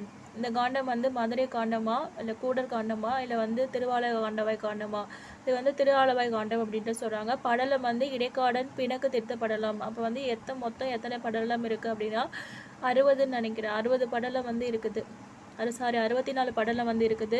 ஸோ திருவிளையாடற் கதைகள் வந்து சிவபதிகாரம் முதல் கொண்டு கூறப்பட்ட வந்தாலும் பரஞ்சோதி முனிவர் இவர் ஏற்றதான் திருவிளையாடற் புராணமே விரிவும் சிறப்பும் கொண்டது. ரொம்ப எக்ஸ்பேண்ட் பண்ணி ரொம்ப மிகப்படுத்தி இதை சொல்கிறதுனால இது வந்து இவர் ஏற்றியதான் நம்ம வந்து கண்ணு முன்னாடி நிற்கிது அப்படின்ட்டு சொல்கிறாங்க. ஸோ இந்நூல் வந்து மதுரை காண்டம் கூடர் காண்டம் திருஆலவாய் காண்டம் என்ற 3 காண்டங்களும் 64 படலங்களும் இருக்குது அப்படின்ட்டு சொல்கிறாங்க. ஸோ திருவிளையாடற் சிவன் கோயில் மதுரைனாலே சிவன் கோயில் நாம வச்சுக்கோங்க. ஸோ அவர் வந்து கோயில்னாலே கூடுவாங்களா. ஸோ கூடர் காண்டம் திருஆலவாய் காண்டம். ஸோ வந்து எல்லாருமே அந்த பக்தி இதை வச்சு எப்படி வச்சு பாடுவாங்க வாய் மூலமாக தானே வச்சு பாடுவாங்க. பாட்டெல்லாம் பாடி இதெல்லாம் வந்து ப்ரே பண்ணுவாங்களா. ஸோ அந்த மாதிரி நாம் வச்சுக்கோங்க. அப்போ வந்து என்னன்னா பரஞ்சோதி முனிவர் அப்போ அந்த கோயிலெல்லாம் என்ன பண்ணுவாங்க, ஜோதிலாம் எரியும். அதாவது அந்த ஜோதிங்கிறது அந்த நெருப்பு தானே, விளக்குலேருந்து வர நெருப்பு தானே. ஸோ அதை அப்படி நாம வச்சுக்கோங்க. ஸோ திருமறை காடு அப்போ வந்து ஒரு காடாக தானே இருந்திருக்கும். இப்போ வந்து நிறையா சிட்டி ஆகிட்டுது. ஸோ அப்போ வந்து இது வந்து இந்த விளக்கேற்றினது வந்து எப்படி இருக்கும்னா ஒரு பெரிய ஜோதி மாதிரி இருக்கும் அப்படின்னு நான் வச்சுக்கோங்க. அவ்வளோதான். வேதாரண்யம் இப்போ வேதங்கள் படிப்பாங்களே அந்த மாதிரி நாம் வச்சுக்கோங்க. இது எல்லாமே லிங்க் பண்ணிக்கிட்டால் நம்ம பார்க்கும்போது நாம் வந்துடும். அவ்வளோதான். நம்ம பாட்டுக்கு போயிடலாம். இது வந்து மொதல் பாட்டு என்னது, ஃபஸ்ட்டு பாடல் சுருக்கம் வந்து என்னென்னா, பாண்டிய நாட்டை ஆட்சி புரிந்த குலேச பாண்டியன் என்னும் மன்னன் வந்து தமிழ் புலமையில் சிறந்து விளங்கினான். அவர் வந்து மன்னனே வந்து ரொம்ப பெட்டராக இருக்காராம். கபிலரின் நண்பரான இடைக்காடனார் என்னும் புலவர் வந்து கபிலருடைய நண்பர் இடைக்காடனார் அவர் வந்து என்ன சொல்றார், அவர் என்ன பண்ணுறாரு, தாம் இயற்றிய கவிதையினை மன்னன் முன்பு பாட அதை பொருட்படுத்தாமல் மன்னன் வந்து புலவரை அவமதித்தான். கன்சிடரே பண்ணல. மனமறிந்து இடைக்காடனார் என்ன பண்ணிட்டாரு, இறைவனிடம் போய் அழுகுறாரு. மன்னனின் பிழையை உணர்த்துவதற்காக இறைவன் கடம்பவனை கோவிலை விட்டு நீங்கி அதுக்காக இவர் என்ன பண்ணாரு, அவருக்கு பாடம் கற்பித்ததுக்காக கோயிலை விட்டு போயிட்டாரு. கடம்பவனை கோவிலை விட்டு நீங்கி எங்கே போயிட்டாரு, வடதிரு ஆலவாயில் வந்து சென்று தங்கிக்கிட்டாரு அப்படின்னு சொல்கிறாங்க. அந்த கோயில் இருக்குல்ல அது வந்து கடம்பவன கோயில். அந்த வனம்ங்கிறது காடு போல். ஸோ அந்த வந்து அப்பெல்லாம் காட்டில் தானே இருக்கும். ஸோ நிறையா இப்போ தானே வீடெல்லாம் இருக்குது. வட திருவாலவேல சென்று தங்கினார். அதை அறிந்த மன்னன் தன் பிழையை பொறுத்து கொள்ளுமாறு இறைவனை வேண்டி பொறுத்து அருளுமாறு இறைவனை வேண்டி இடைக்காடனாருக்கு சிறப்பு செய்தான். ஸோ அவரை கன்வின்ஸ் பண்ணுறதுக்கு இடைக்காடனாரே டைரெக்டாக கூப்பிட்டு மன்னிச்சுக்கப்பா தெரியாமல் பண்ணிட்டேன் அப்படின்ட்டு சிறப்பு செய்கிறாரு. ஸோ இறைவனும் வந்து கோயிலுக்கு திரும்பிட்டார் அப்படின்ட்டு சொல்கிறாங்க. ஸோ அவரை வந்து இது பண்ணுறதுக்கு பாடம் கற்பிட்டு இவர் வெளியில் போய் அப்புறம் அவரை கூட்டு சிறப்பு செஞ்சு அதுக்கப்புறம் திரும்ப ரிட்டர்ன் வந்துட்டார் இறைவன். அவ்வளோதான். இப்போ ஃபஸ்ட்டு பாட்டு என்னென்னா, இடைக்காடனார் மன்னனின் அவையில் கவிதை படித்தல். இடைக்காடனார் வந்து ஃபஸ்ட்டு பாட்டு போடுறாரு. அது வந்து நமக்கு இது கொடுத்துருக்காங்க. கழிந்த பெரும் கேள்வியினான் என கேட்டு முழுது உணர்ந்த கபிலன் தன் பால் பொழுந்த பெரும் காதல்மிகு கேண்மையினான் இடைக்காட்டு புலவன் தென்சொல் மொழிந்து அரசன் தன்னை காண்டும் என தொடுத்த பணுவலோடு மூறி தீம்தேன் வடிந்து ஒழுகுதாரனை கண்டு தொடுத்து உரைப்பணுவல் வாசித்தான் ஆள் அப்படின்னு சொல்கிறாங்க. அதாவது கழிந்த பெரும் கேள்வியினான் என்ன சொல்கிறாங்க இதுக்கு அர்த்தம் அப்படின்னா, குலேச பாண்டியன் என்னும் பாண்டிய மன்னன் மிகுந்த கல்வியறிவு மிக்கவனா. அவர் எப்படின்னு சொல்கிறாங்க, அவர் ரொம்ப ரொம்ப எஜுகேட்டட் பர்சனு. ஏன்னா கற்றோர் கூட கேட்டார் இடைக்காடனாரா. ஸோ அவர்கிட்ட நம்ம கற்றவங்கள்ட்ட போய் சொன்னால் தான் நம்ம வந்து தெரியும் அப்படின்னு நல்லா தெரியும் அப்படின்ட்டு ஒரு திருக்குறளே சொல்லுவாங்கள்ல, கற்றவன்கிட்ட போய் தான் நீ பேசணும், ஒன்றும் தெரியாதவங்கள்ட்ட போய் நீங்கள் பேசி வந்து நீங்கள் உங்கள் கல்வியை வந்து வீணாக்கக்கூடாது, தெரிஞ்சவங்கள்ட்ட நல்லா தெரிஞ்சவங்கள்ட்ட போய் பேசுகிறது தான் நல்லது அப்படின்னு ஒரு திருக்குறள் வரும். பட் அது ஞாபகம் இல்லை எனக்கு. அது என்ன திருக்குறள் முடிஞ்சால் சொல்லுங்கள். இப்போ வந்து குலேச பாண்டியன் வேணும் பாண்டிய மன்னன் மிகுந்த கல்வியறிவு மிக்கவன் என கற்றோர் கூட கேட்டார் இடைக்காடனார் என்னும் புலவர். கலைகளை முழுவதும் உணர்ந்த நண்பர் கபிலனி மேல் அன்பு கொண்ட அந்த புலவர் மிகவும் இனிய தேனொழுகும் வேப்பமாலையினை அணிந்த பாண்டியனின் அவைக்கு சென்று தான் இயற்றி கவிதையை படித்தார். அதாவது கலைகளை முழுவதும் உணர்ந்த நண்பர் கபிலனின் மேல் அன்பு கொண்ட முழுவதும் உணர்ந்த நண்பர் கபிலனின் மேல் அன்பு கொண்ட அந்த புலவர். அதாவது கபிலன்கிறவர் யார், 3 பேர்த்தி கேட்டகரி பண்ணுறாங்க. அவர் கல்வியறிவு மிக்கவன், இவர் கலைகளை அறிஞ்சவர். ஸோ அவர் மேலே அன்பு கொண்ட இவர் என்ன சொல்கிறாருன்னா, இனிய தேனொழுகும் வேப்ப மாலைன்னு அணிந்த பாண்டியனின் அவைக்கு சென்று அவர் ஒரு மாலை போட்டிருப்பார் போல். மூரி தீம் தேன் அப்படின்ட்டு நம்ம படிச்சிருப்போம்ல, அது இதுதான் மிகவும் இனிய அப்படின்ட்டு சொல்கிறாங்க. ஸோ அந்த மாலை வந்து வேப்ப மாலை. ஸோ அந்த பாண்டியனுடைய அவைக்கு சென்று தான் இயற்றிய வந்து கவிதையை வந்து படிக்கிறாரு. உரைப்பணுவல் வாசித்தான்னா கவிதையை வந்து வாசிக்கிறாரு அப்படின்ட்டு சொல்கிறாங்க. அடுத்து வந்து சந்நிதியில் விழுந்து எழுந்து தமிழறியும் பெருமானை தன்னை சார்ந்தோர் நல்நிதியே திரு ஆலவாய் உடைய நாயகனி நகுதார் வேம்பன் பொன்னிதி போல் அளவு இறந்த கல்வியும் மிக்க உளன் சாரி 2வது பாட்டு. மன்னன் வந்து தன் புலமை மதிக்காமை கொடுத்து இறைவனிடம் முறையிடல். நகுதார் வேம்பன் பொன்னிதி போல் அளவு இறந்த கல்வி மிக்குளன் என்று புகழ கேட்டு சொல் நிறையும் கவி தொடுத்தேன் அவன் மதித்தான் சிறிது முடித்துளக்கான் ஆகி. அதாவது சந்நிதியில் வீழ்ந்து எழுந்து தமிழ் அறியும் பெருமானே. இவர் என்ன பண்ணாரு, டைரெக்டாக இது மதிக்கல, அப்புறம் அங்கே போயிட்டாரு, காட்டிட்ட போயிட்டாரு. இடைக்காடனார் இறைவன் திருமுன் விழுந்து வணங்கி எழுந்து தமிழறியும் பெருமானே அடியாருக்கு நல்நிதி போன்றவனே, திரு ஆலவாயில் உரைகின்ற இறைவனே, கொஞ்சம் அவரை வந்து இறைவனுக்கு ஐஸ் வைக்கிறாரு. இப்படிலாம் இருக்கிறீங்களே அப்படின்ட்டு, என்ன பார் எப்படி பண்ணிட்டாங்க அப்படின்ட்டு சொல்றாரு. திரு ஆலவாயில் உரைகின்ற இறைவனே, அழகிய வேப்ப மலர் மாலை அணிந்த பாண்டியன் பொருள் செல்வத்தோடு கல்வி செலவும் மிக உடையவன் என கூற கேட்டு, இப்படிலாம் சொல்றது கேட்டுட்டு அவர் முன்னாடி நான் போய் சொல்லுவேனா அப்படின்ட்டு இவர் சொல்றாரு. அவன் முன் சொற்சுவை நிரம்பிய கவிதை பாடினேன். நான் எப்பேற்பட்ட கவிதையை பார்த்து பாடியிருக்கேன். அவனோ சிறிதேனும் சுவைத்து தலையசைக்காமல் புலமை அவமதித்தான். என்னுடைய புலமையை வந்து அவன் இன்சல்ட் பண்ணிட்டான். இப்போ என்ன பண்றது அப்படின்ட்டு காடிட்ட வந்து கேட்குறாரு. ஓகே, அடுத்து வந்து மூணாவது வந்து மன்னன் தன் புலமையை மதிக்காமை குறித்து இறைவனிடம் முறையிடல். அதான் சொல்லிட்டேன். ரெண்டாவது தாருங்கிறது மாலை, முடிங்கிறது தலை அப்படின்ட்டு சொல்றாங்க. கவி தொழத்தேன் அவமதித்தான் சிறிதும் முடித்துளக்கான் ஆகி அப்படின்ட்டு சொல்றாங்க. உன்னை வந்து அவமதிச்சிட்டான் அப்படிங்கிற மாதிரி சொல்றாங்க. உன்னை வந்து அவமதிச்சிட்டான் என்று சினத்துடன் வந்து கூறி சென்றார். அவரது சொல்லானது வேறுபடை போல இறைவனின் திருச்செவியில சென்று தைக்கிறது அப்படின்ட்டு சொல்றாங்க. அது வந்து மூணாவது வரியில வரும். அடுத்து வந்து என்னை இகழ்ந்தனோ சொல்வடிவாய் நின்னிடம் பெரியா இமய பாவை தன்னையும் சொல் பொருளான உன்னையுமே இகழ்ந்தனர் என் தனக்கு யாது என்னா முன்னை மொழிந்து இடைக்காடன் தனியாத முனிவு ஈர்ப்ப முந்தி சென்றான் அன்ன உரை திருச்செவியின் ஊறுபாடு என உரைப்ப அருளின் மூர்த்தி அப்படின்ட்டு சொல்றாங்க. அதாவது என்னை இகழ்ந்தனோ அப்படின்னு என்ன சொல்றாருன்னா, இடைக்காடன் வந்து இறைவனிட்ட சொல்றாரு, என்னை இகழ்ந்துட்டானா அவரு. அதாவது பாண்டியன் வந்து என்னை இகழவில்லை, சொல் வடிவாய் நின்னிடம் பிரியா இமய பாவை, அதாவது சொல்லின் வடிவாக முன்னிடம்புறம் வீற்றிருக்கும் பார்வதி, இமய பாவைனா பார்வதி தேவி, சொல்லின் பொருளாக விளங்கும் தன்னையும் சொல் பொருளுமான உன்னையுமே, சொல்லினுடைய பொருளாக விளங்கும் உன்னையுமே, அவங்க உன்னையும் வந்து உன்னோட இடம்புறத்துல இருக்கிற பார்வதி தேவி தான் இகழ்ந்துட்டாங்க. என் தனக்கு யாது என்ன செவியின் ஊறுபாடு, அதாவது அவரது சொல்லானது அன்ன அவர் சொன்ன சொல்லானது அவரோட திருச்செவினா அவரோட காதல், இறைவனுடைய காதல வந்து ஊறுபாடு, இறைவனின் காதல எப்படி இருக்கான் வேறுபடை போல உரைப்ப அருளின் மூர்த்தி அப்படின்ட்டு சொல்றாங்க. திருச்செவியில வந்து சென்று தைத்தது அப்படின்ட்டு சொல்றாங்க. அடுத்து வந்து நாலாவது வந்து இறைவன் கோவிலை விட்டு நீங்குதல். இதை கேட்டவுடனே சும்மா இருப்பார் அவர் வந்து வெளியில போயிட்டாரு. போன இடைக்காடனுக்கும் கபிலனுக்கும் அகத்துவகை பொழியுமாற்றான் நாணமயமாகிய தன் லிங்க உருவம் மறைத்து உமையாம் நங்கையோடும் வானவர் தம் பிரானெழுந்து புறம் போய் தன் கோவிலின் நேர் வடபால் வையை ஆன நதி தென்பாலோர் ஆலயம் கண்டு அங்கு இனிதின் அமர்ந்தான் மன்னோ அப்படின்ட்டு சொல்றாங்க. அகத்து வகை அப்படின்னா மன மகிழ்ச்சி. போன இடைக்காடனுக்கும் கபிலனுக்கும் அகத்துவை பொழியுமாற்றான். கோவிலை விட்டு வெளியேற இடைக்காடனுக்கும் அவர் நண்பராகிய கபிலருக்கும் மன மகிழ்ச்சியை வந்து உண்டாக்க நினைக்கிறாரு இறைவன். ஸோ நாணமயமாகிய தன்னுடைய லிங்க வடிவத்தை மறைச்சிக்கிட்டு உமையாளோட எங்கே போகிறாங்க அப்படின்னா உமாதேவியோட திருக்கோவிலை விட்டு வெளியேறி வானவர் தம் பிராணணிந்து வடக்கே வையை ஆற்றின் நேர் வடபால் வையை அப்படிங்கும்போது வையைங்கிறது வையை ஆற்றின் தென்பக்கத்தே நதி தென்பாலோர் ஆலயம் கண்டு ஒரு திருக்கோவிலை ஆக்கி அங்கே சென்று வந்து உட்காந்துக்கிட்டாரு அப்படின்ட்டு சொல்கிறாங்க.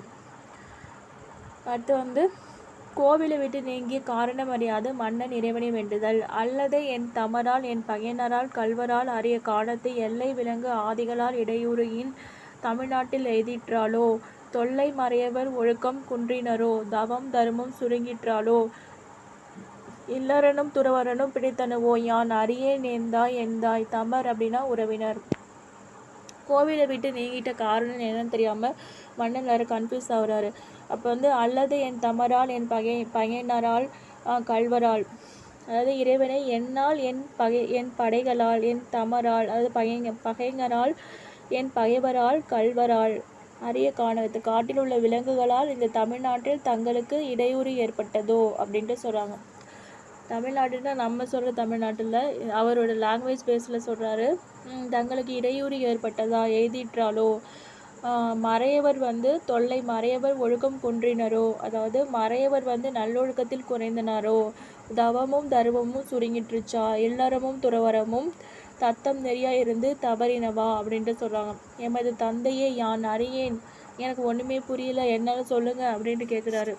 இறைவனின் பதில், அதுக்கு அவர் என்ன சொல்கிறாரு, ஓங்கு தன் பனைசூழ் நீபவனத்தை நீத்து ஒரு பேதனும் நீங்குவோம் அல்லேம் கண்டாய், ஆயினும் நீயும் வேறு தீங்கு உலை அல்லை காடன் செய்யுளை இகழ்தலாலே ஆங்க அவனிடத்தில் அமைத்த அருளினால் வந்தேம் என்னா அப்படின்ட்டு சொல்கிறார். அதாவது இறைவன் மன்னனிடம் சிறந்த குளிர்ந்த வயல்கள் சூழ்ந்த தன் பனை சூழ் அப்படின்னா சிறந்த குளிர்ந்த வயல்கள் சூழ்ந்த நான் ஏன்பா கடம்பவனத்தை விட்டு நான் இங்கே வரேன், ஒருபோதும் நீங்க மாட்டோம், இடைக்காடனார் பாடலை எழுந்த குற்றத்தை தவிர வேறு ஒரு குற்றமும் எனக்கு கிடையாது, ஒன்னிட்டு கிடையாது அப்படின்ட்டு சொல்கிறாரு.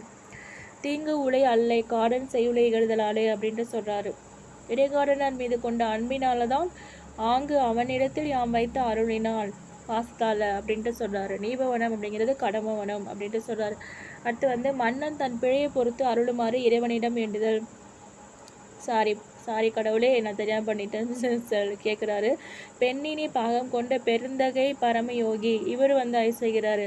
அவர் உமையால் எடுத்துகிட்டு போனார். இவர் பார்வதி தேவி அம்மாவை எடுத்துகிட்டு போனாங்க. இவங்களும் அப்படி இருக்கிறாங்க. பெண்ணினி பாகம் கொண்ட பெருந்தகை பரமயோகி, அதாவது வாளிலிருந்து உரைத்த இறைவனிடம் சொற்கேட்டு பாண்டிய மன்னன் உமையை ஒரு பாகத்தில் கொண்ட மேலான பரம்பொருளே, இவங்களும் ஒரு பிட்டை போடுறாங்க. விண்ணிறை மொழிந்த மாற்றம் மீனவன் கேட்டு வானோர், அதாவது ஒரு பாகத்தில் கொண்ட மேலான பரம்பொருளே புண்ணியனே அப்படின்ட்டு சொல்கிறாங்க. சிறியோர் குற்றம் பொறுப்பது பெருமை அன்றோ, எண்ணிய பெரியோருக்கு எண்ணாய் ஏத்தினான் இணைஞ்சு நானே அப்படின்னு சொல்கிறாங்க. உமையார் ஒரு பாகத்தில் கொண்ட மேலான பரம்பொருளே புண்ணியனே, சிறியவர்கள் குற்றம் பொறுப்பது பெரியவருக்கு பெருமை தானே அப்படின்ட்டு தன் குற்றத்தை பொறுத்து கொண்ட மாதிரி போட்டுறாரு அப்படின்ட்டு சொல்கிறாங்க. அவ்வளோதான். மீனவன்கிறது பாண்டிய மன்னன். அடுத்து மன்னன் புலவருக்கு மரியாதை செய்தல். விதிமுறை கதலி பூகம் கபரி வாழ் விதானம் தீபம் புதியதோர் நிறைநீர் கும்பங்கதலிகை புனைந்த மன்றல் கதிர்மணி மாட தம்போர் சேர்க்கை மேற்கற்றோர் சூழ மதிப்பூனை காடன் தன்னை மங்கள அணிசை தேற்றி. கபரி அப்படின்னா சாமரை. கபரி மாவின் முடியில் செய்த விசிறி ஆகிய அரச சின்னம். இப்படி விசிறி வச்சுட்டு ஒன்று இது பண்ணுவாங்களா, அதுதான் சாமரையாம். கபரி மாவின் முடியில் செய்கிற விசிறி அப்படின்ட்டு சொல்கிறாங்க. கவரிங்கிறது சாமரை அப்படின்ட்டு சொல்கிறாங்க. இது என்ன அர்த்தம் அப்படின்னா, 8வது தான் மன்னனது மாளிகை 8வது தானே அது. மன்னனது மாளிகை வாழையும் கமுகும் சாமரையும் வெண்ணிற மேல்விதானமும் விளக்குமுடையது. அன்றிழந்த மலர்களால் தொடுத்த மாலை பூரண கும்பம் கொடி ஆகியவற்றால் ஒப்பனை செய்யப்பட்டது. அவருடைய மாளிகையெல்லாம் சும்மா வரவேற்கலாம், ரொம்ப இப்போ வெத்தலை பாக்கு வச்சு கூப்பிட்டா தான் வருவீங்களா அப்படிங்கிற மாதிரி. அந்த காலத்தில் மாளிகை வாழை கமுகு கிட்டத்தட்ட ஒரு கல்யாணம் பண்ணுற மாதிரி வாழையும் கமுகம் சாமரையும் வெண்ணிற மேல்விதானமும் விளக்குமுடையது. அண்டலர்ந்த மலர்களால் தொடுத்த மாலை பூரண கும்பம் கொடி ஆகியவற்றால் ஒப்பனை செய்யப்பட்டது. அழகு செய்கிறாங்க. போற்றத்தக்க ஒளியுடைய மணிகள் எல்லாமே இப்போ லைட்டாக அப்போ மணிகள் பதிக்கப்படுறாங்க. அங்குள்ள புலவர்கள் சூழ அறிவை அணிகலன்களாக பூண்ட இடைக்காடனரை மங்களமாக ஒப்பனை செய்து பொன்னிருக்கையில் விதிப்படி அமர்த்தினான். அப்போ இறைவனை புலவரை என்ன பண்ணுறாங்க, சேரில் உட்கார வைக்கிறாங்க. இப்படிலாம் பண்ணி உட்கார வைக்கிறாங்க. அதான் விதிமுறை கதலி பூகம் வாழையும் கமுகமும் கபரி வாழ் விதானம் தீபம் புதியதோர் நிறைநீர் கும்பம் கதலிகை புனைந்த மன்றல் அப்படின்ட்டு சொல்கிறாங்க. மன்னனது மாளிகையானது வாழையும் கமுகும் சாமரையும் வெண்ணிற மேல் விதானம் இதெல்லாம் பண்ணி இதாக இருக்குது அப்படின்ட்டு சொல்கிறாங்க. பாண்டியன் அடுத்த பாட்டு என்னது 9வது பாட்டு. மன்னன் புலவரிடம் மன்னிப்பை வென்றாரு. நான் இப்படிலாம் இவர் புலவரிட்ட நான் உங்களெல்லாம் நான் இப்படி உட்கார வச்சுட்டேன், இனிமேல் கோவமா அப்படின்ட்டு கேட்குறாரு. புண்ணிய புலவீர் யான் இப்பொழுது இடைக்காடனாருக்கு பண்ணிய குற்றம் எல்லாம் பொறுக்க என பரவி தாழ்ந்தான். நுண்ணிய கேள்வியோரும் மன்னா நீ நுவன்ற சொல்லாம் தண்ணி அமுதால் எங்கள் கோபத்தை தணிந்தது என்ன அப்படின்ட்டு சொல்கிறார். இந்த புலவர் எப்படிலாம் இது பண்ணுறாரு பாரு. பாண்டியன் வந்து புண்ணிய வடிவான புலவர்களே, நான் இடைக்காடனுக்கு செய்த குற்றத்தை பொறுத்து கொள்ள வேண்டும் என்று பணிந்து வணங்கினான். இவ்வளோ டெக்கரேஷன் பண்ணி உட்கார வச்சு எல்லாம் பண்ணி அவர் காலில் வேற விழுந்து இது பண்ணுறாரு என்று பணிந்து வணங்கினான். நுண்ணிய கேள்வெறி உடைய புலவர்களும், மன்னா நீ கூறிய அமுதம் போன்ற குளிர்ந்த சொல்லால் எங்கள் சினமான தீ ஆனது தணிந்தது அப்படின்ட்டு சொல்கிறாரு. அது வரைக்கும் புலவர் வெயிட் பண்ணிட்டு இருந்திருக்காரு, எப்படா இவங்க மன்னிப்பு கேட்பாங்கன்ட்டு. ஸோ இலக்கண குறிப்பு வந்து கேள்வியினான் அப்படிங்கும்போது வினையாளனையும் பெயர். அந்த கேள்வி கேட்குறங்கிற அவ கேள்வியினான் அப்படிங்கும்போது வினையோட வருதா, ஸோ அதனால் வினையாளனையும் பெயர், வினையை கொண்ட பெயர் அப்படின்ட்டு சொல்லலாம். காடனுக்கும் கபிலனுக்கும் எண்ணுமை பகுப்பது ஒரு பிலக்கணம். தனிந்தது அப்படின்னா தனி இத்து இந்து இத்து இத்து ப்ளஸ் ஆ ப்ளஸ் தூ தனி பகுது இத்து சந்தி இந்த விகாரம் ஆ சாரிகை தூ படற்கை வினைமுற்று விகுதி. தனிந்தது அப்படின்னா இட்டு, அப்போ ஹீஷி இட்டுலாம் படற்கை தானே சொல்லுவோம். ஸோ இட்டுங்கும்போது தனிந்தது, எது தனிந்தது, தீ தான் தனிந்தது. ஸோ அதனால் வந்து படற்கை வினைமுற்று விகுதி. சொல்லேறு அழவனுக்கு கவரி வீசிய வில்லேறு உழவன் அப்படின்ட்டு சொல்கிறாங்க. ஏடாலும் புலவர் ஒருவர் நாடாளும் மன்னரை காண அரண்மனை சென்றார். அதாவது புலவர் களைப்பு மிகுதியால் முரசு கட்டிலில் கண்ணயர்ந்த அரசு குற்றமான அந்த செயலை புரிந்த புலவருக்கு தண்டனை வழங்காமல் கவரி வீசினார் மன்னன். உறங்கிய புலவர் மோசி கீரனார். கவரி வீசிய மன்னர் தகடூர் எறிந்த பெருஞ்சேரல் இரும்புரை அப்படின்ட்டு சொல்கிறாங்க. கண் விழித்த புலவர் மன்னரின் செயலை கண்டு வியந்து பாமழை பொழிந்தார். வெண்பாவா ஆசிரியப்பாவா ஏதோ ஒரு பாமழை வந்து இவர் பொழிஞ்சிட்டாரு.